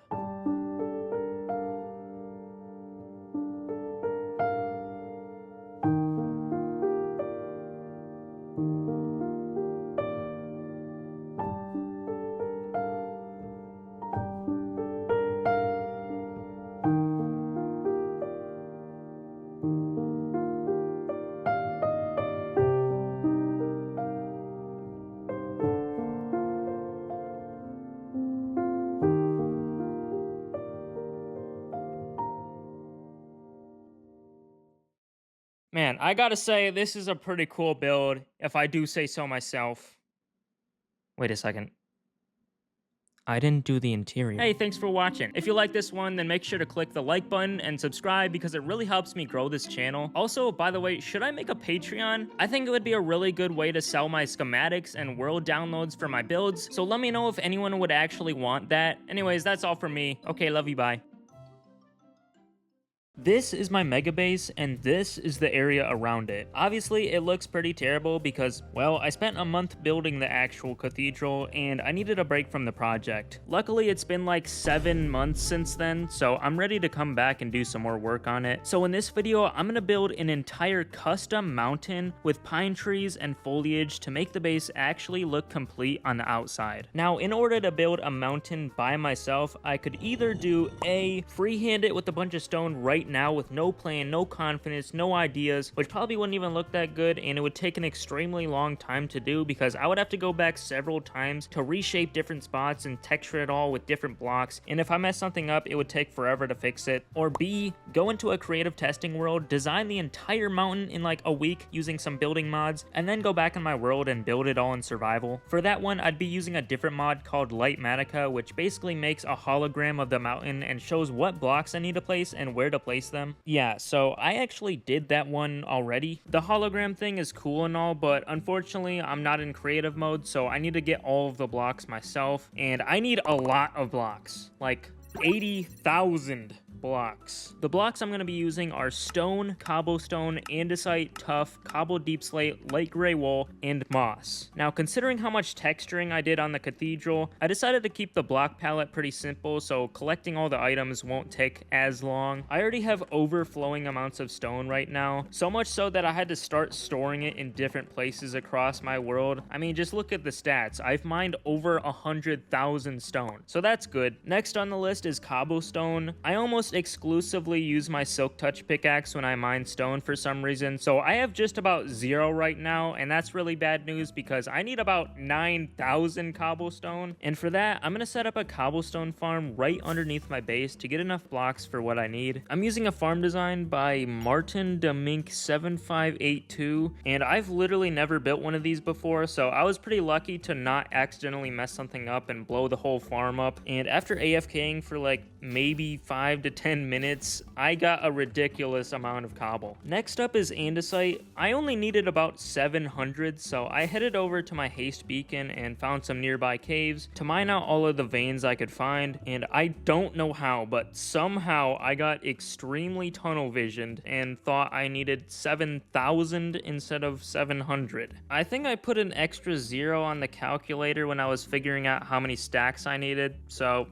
whoops. At least I have a bunch of andesite for future projects, I guess. After that came tuff. It's pretty much the same process as andesite, but I had to move the beacon down to like Y-10 or something. It was definitely a lot more annoying than getting andesite because of all the deep slate, and this time I actually needed 7,000 of the stuff. It didn't take nearly as long as I thought it would because I found a bunch of tuff veins in the caves. Cobbled deep slate was next, and I needed a little over 2,000 blocks, so I stayed in the same area and mined out a nice cube while I listened to music. I've seen a lot of people say they hate gathering blocks like this for builds, but honestly, I kind of find it a little therapeutic. After that, I headed over to my sheep farm because I needed a little over 4,000 light gray wool. This farm passively runs in the background while I'm in the area, but there wasn't enough of the light gray color in the chest, so I realized the fastest way to get the rest was to just dye a bunch of white wool. The problem with that is I don't have the dye, so I gathered up some materials and built probably one of the simplest farms in the game, which is a flower farm designed by Trillums. This thing absolutely pumps out flowers, so I just had to feed enough bone meal into it to get enough dye. The last main block I needed for the build was moss. Now, I could have made a big farm for it and AFK'd at it for a while to get the blocks, but instead, I decided to just harvest it from lush caves by hand, and this was not a small task because I needed roughly, give or take, 30,000 moss blocks. So this took forever. I had to go to a bunch of different lush caves because they simply just didn't have enough moss for me. So every time I cleaned out one cave, I flew to the next, absolutely wiped out an entire ecosystem, and then flew to a new one. I think I spent like 3 days in real life just doing this over and over and over until I had enough blocks. I also had to repair my hoe like maybe 10 times. that was fun. I also put a few more blocks together for a future pathway up to the mountain, which I think was just packed mud, mud bricks, and mushroom blocks. Then before I could actually start placing blocks, I had to shave off a lot of the mountain because there was still a bunch of stuff in the way. And I know it looks like I'm making it worse, but from my perspective, I'm actually getting rid of all the blocks that aren't supposed to be there. So the purple and red blocks are either supposed to be air blocks or a different block that needs to be in its place, which again is from the Light Matica mod. So finally, after a week of planning and another week of getting blocks, I was able to start building the mountain. I made the executive decision to do these smaller sections at a time instead of just building the entire mountain layer by layer so that I wouldn't get insanely burnt out. And I also left this part empty for now because I wanted to save the pathway for last because I thought it would look cool. I don't know. But yeah, this was probably the most brainless activity you can do in Minecraft. Literally just placing blocks where it tells me to place blocks. I honestly do enjoy this stuff though. It's kind of like I'm developing the film from a camera or something. Anyways, when I was designing this mountain in the creative world, I really wanted to build it with these like distinct indents in between sections. I don't really know how to describe it, but I was subconsciously referencing the mountains that form in Hawaii with these ridges from some kind of erosion or something. But yeah, I did my best to make these really nice round shapes and texture the indents to sell the perspective with darker shades, so it kind of exaggerates the lighting a little bit, if that makes sense. I built basically the entire mountain using the Axiom mod, which is insanely good for making landscapes like this, so check it out if you want to make this kind of thing. I'm not sponsored or anything. That sounded really sponsored. Also, when you see this red, orange, and yellow tree biome in the background, disregard it. I'm probably going to redo the entire thing in one of the next videos because I hate it.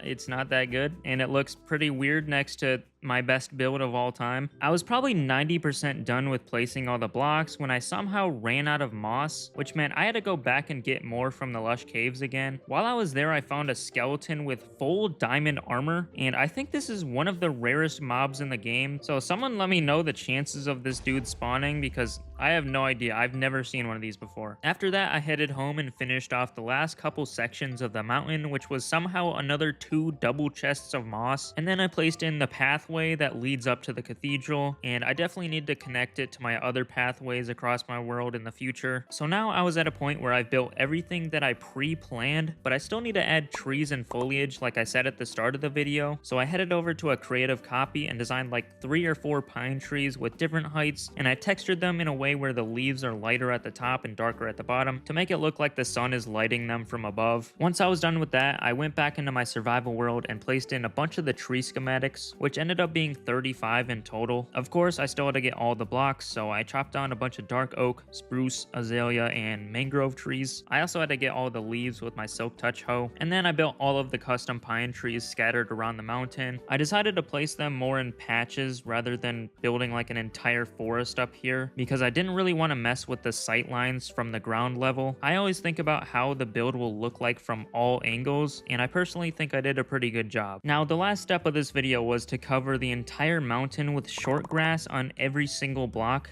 Why? Well, number one, it would look really cool, but number two, it would mob proof the whole area since there's so many mobs that spawn at night. That's when I found out that apparently grass doesn't stop mobs from spawning even though it's not a full block, so that kind of set me back a little bit. Also, number three, Enderman keeps stealing my moss blocks, and I'm pretty sure they can't do that with grass on top. So after a little bit of thinking, I decided to still do the idea to place grass on every block, but this time place a bunch of hidden lights with moss carpet over them. I know that's like a no-brainer, but the reason I didn't do that in the first place is because I didn't want unnatural lighting coming from the mountain. Like, it'll literally look like I got glow-in-the-dark grass. Last time I checked, grass doesn't do that, but that's the only solution I could come up with, so I'm going with it. Since I needed 30,000 moss blocks for the build, I had to get a total of 35,000 short grass and also 8,000 ferns. The ferns will make sense in a second. To get all the short grass, I had to build a farm for it, and that's something I didn't even think existed until I looked it up, and there's literally only one dude, one singular tutorial on this. So shout out to Raiseworks for making my life a little easier. It was a pretty quick farm to build, even though I messed up the collection system system a few times. And I also built a quick fern farm made by the same guy, which uses a really interesting bubble column mechanic. I already had enough bone meal to feed into the dispensers after a couple overnight AFK sessions, but I needed to enchant a bunch of shears so they could last longer when I break all the grass. So I flew over to my villager trading hall and put mending and unbreaking on the shears. I later realized I did not need mending at all, so that was kind of a waste, but whatever. So I began farming until I had enough items. I couldn't really fully AFK at these because when shears break on the grass farm, my inventory would fill up with grass, so I had to basically babysit the farms while I watched Instagram Reels for a few hours. So before I could do anything, I lit up the entire mountain with sea lanterns and moss carpets using the mini HUD mod to show light levels, and finally I was just about ready to place in all the grass and ferns. The reason why I used ferns is because they're slightly darker, which makes the transition between moss and the bright green grass a little more calm. So in this screenshot, the right side is with a few rows of ferns in the front to blend the shades of green, and the left side is just straight grass with a pretty harsh contrast that looks kind of weird. But yeah, I got right into it and placed in all of the grass and ferns. I also did these in sections because each game session of me placing these is like an hour, and I can't really play the game for very long at a time, but it is pretty satisfying looking back at these time lapses and seeing all the progress I made. I could have also put flowers and patches in certain spots, but when I tried it in my creative copy, it didn't really hit the same for me. I might change my mind in the future, but after about 2 months of on and off work, the mountain of the base was fully complete. This build is truly a passion project for me, so I would really appreciate it if you dropped a like on the video because it really helps support the channel, and also consider subscribing for more building videos like this one. This isn't even the end of the project though, because I still have another massive part to do,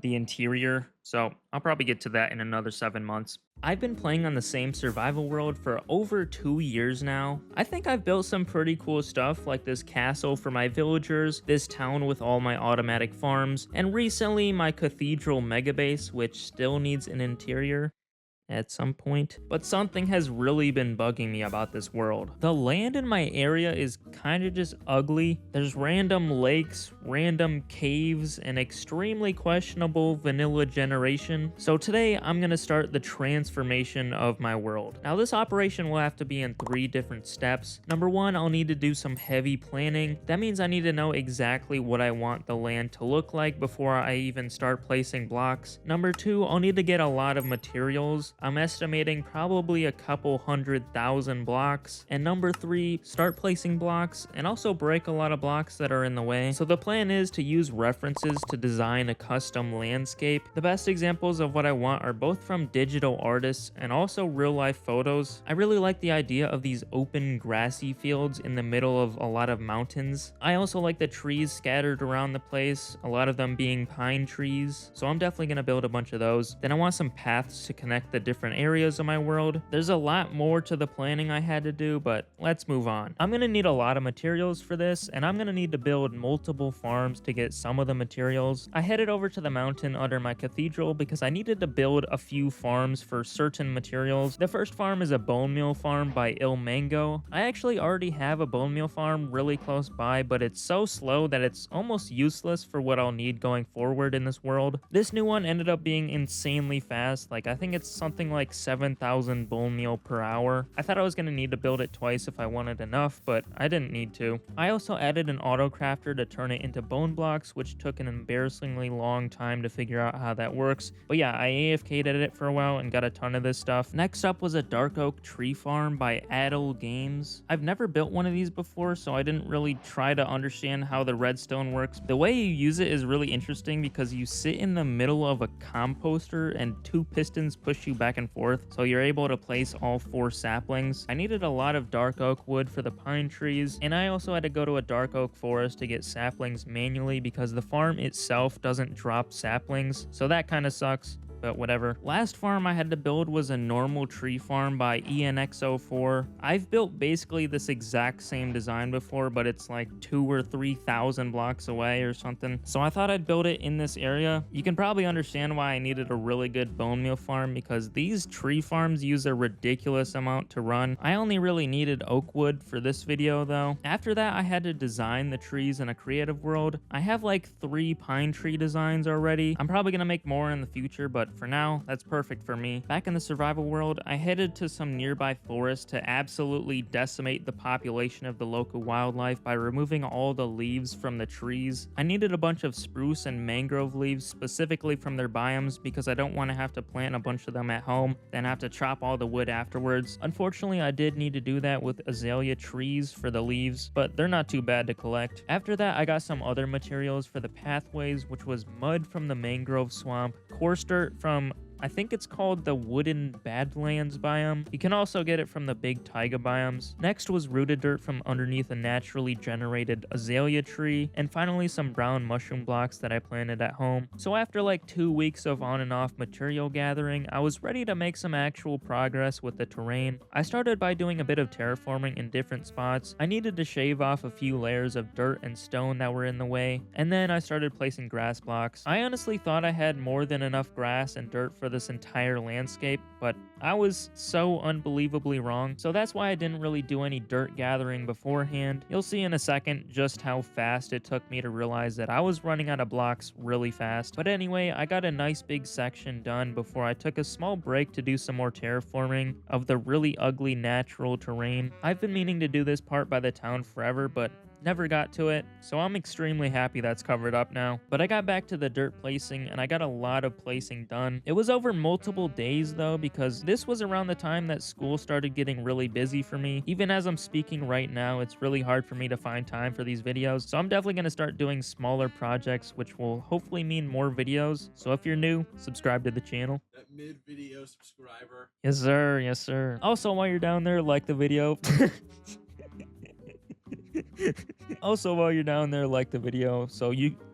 Oh my god, I can't even do this part. Like the video so YouTube can recommend it to other people. By the way, if you're wondering how I'm placing blocks in such a precise and fast way, it's because I'm using something called Lightmatica, which is a mod where you can place blocks super easily. This video would have taken another like 2 or 3 months without it, but it wasn't long before I was completely out of grass and dirt throughout my entire world. So I decided to fly through the nether roof into my old area, which is actually where the old tree farm is I was talking about, and then out into a bunch of land that I didn't care about and dug a ton of dirt. I don't remember exactly how much dirt I got, probably like 4 or 5 double chests in these sessions, but it was definitely a few hours of digging, which honestly I don't really mind because I can just turn off my brain and listen to my Discover Weekly on Spotify. But I got enough to start placing more blocks, and I decided to do these mountain sections. Now this is not even close to what the finished product will look like. I want to eventually transition the dirt into stone and have these giant realistic looking mountains, like quadruple the size of this, but for now I'm very happy with the progress of them. I'll definitely come back in another video and make them look much better. After that, I set up a haze 2 beacon and demolished this village that was in the way. None of the villagers were alive, so I didn't feel bad getting rid of it, and immediately I covered it up with a pretty small section of dirt. I also started on the terraforming for this next section, which was definitely going to need multiple game sessions of digging, but I decided I needed another break from this side of the area and move my attention to my custom birch forest that I built like a year ago or something. I decided a long time ago that I really wanted to destroy all these trees, and I think this video is the perfect excuse to do that. I just think these trees look really weird. They look like the trees from the Lorax in the worst way possible. So I began manually breaking each block by hand, and I realized really quickly that this was taking forever. I had the idea to use TNT to see if it would speed up the process at all, so I grabbed a bunch of sand from my storage and gunpowder from my creeper farm, then got straight to it trying out my new technique. Pretty much instantly I sped up the process by like 5 times, and I can't believe I was actually gonna manually break every single tree by hand. But yeah, it didn't take too long to completely remove all of them, probably like 1 or 2 days I think. Obviously I had to AFK at my creeper farm for more gunpowder, so that added some time. I want the spot to still be a forest in the future, but I'm definitely gonna try a much better tree design since I think I've gotten a lot better since I built it in the first place. After that I realized I still needed to place a bunch of torches below all the dirt I placed because I don't really want my farms to be less efficient, and I also don't want to hear zombie noises when I'm walking down my roads. Next up on the to-do list was to finish up the terraforming I started on the north side of my world. I actually have no idea if this is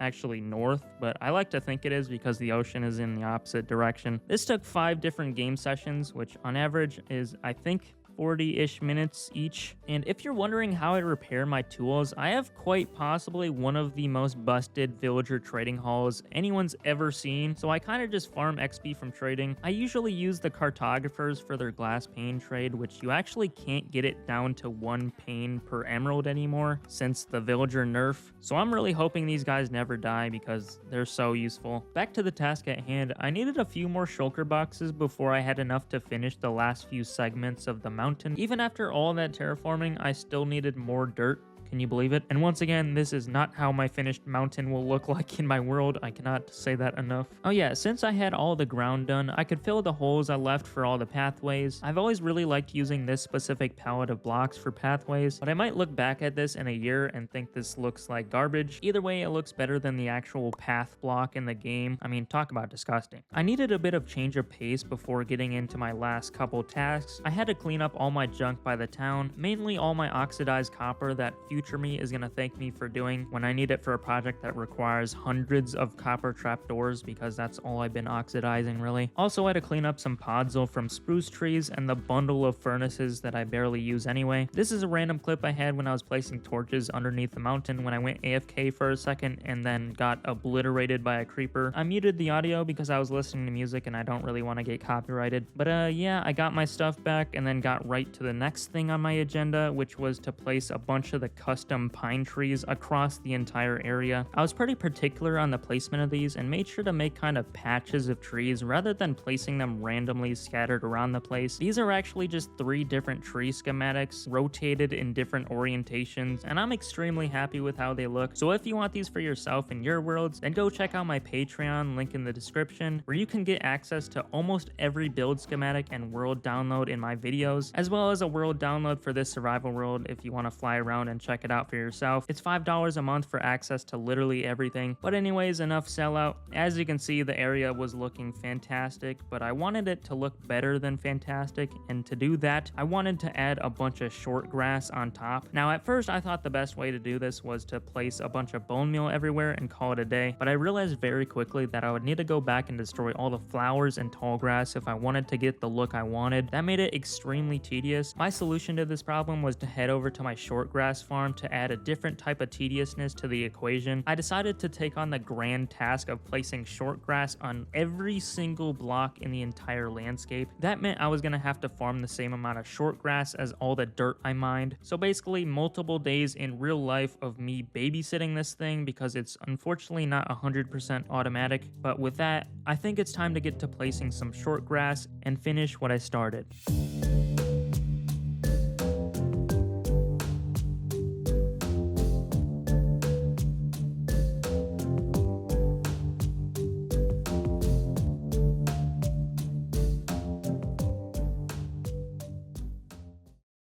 About 135,000 short grass later, the landscape is looking absolutely gorgeous. Short grass really does change the look of everything, so I'd say it was extremely worth it. But yeah, this is the part where I tell you to subscribe, because I'm almost at 20,000 subscribers, and you know what that means? I would be 1, 2, 3, 4, a fifth of the way to 100,000. Please subscribe. This video took like 3 months to make.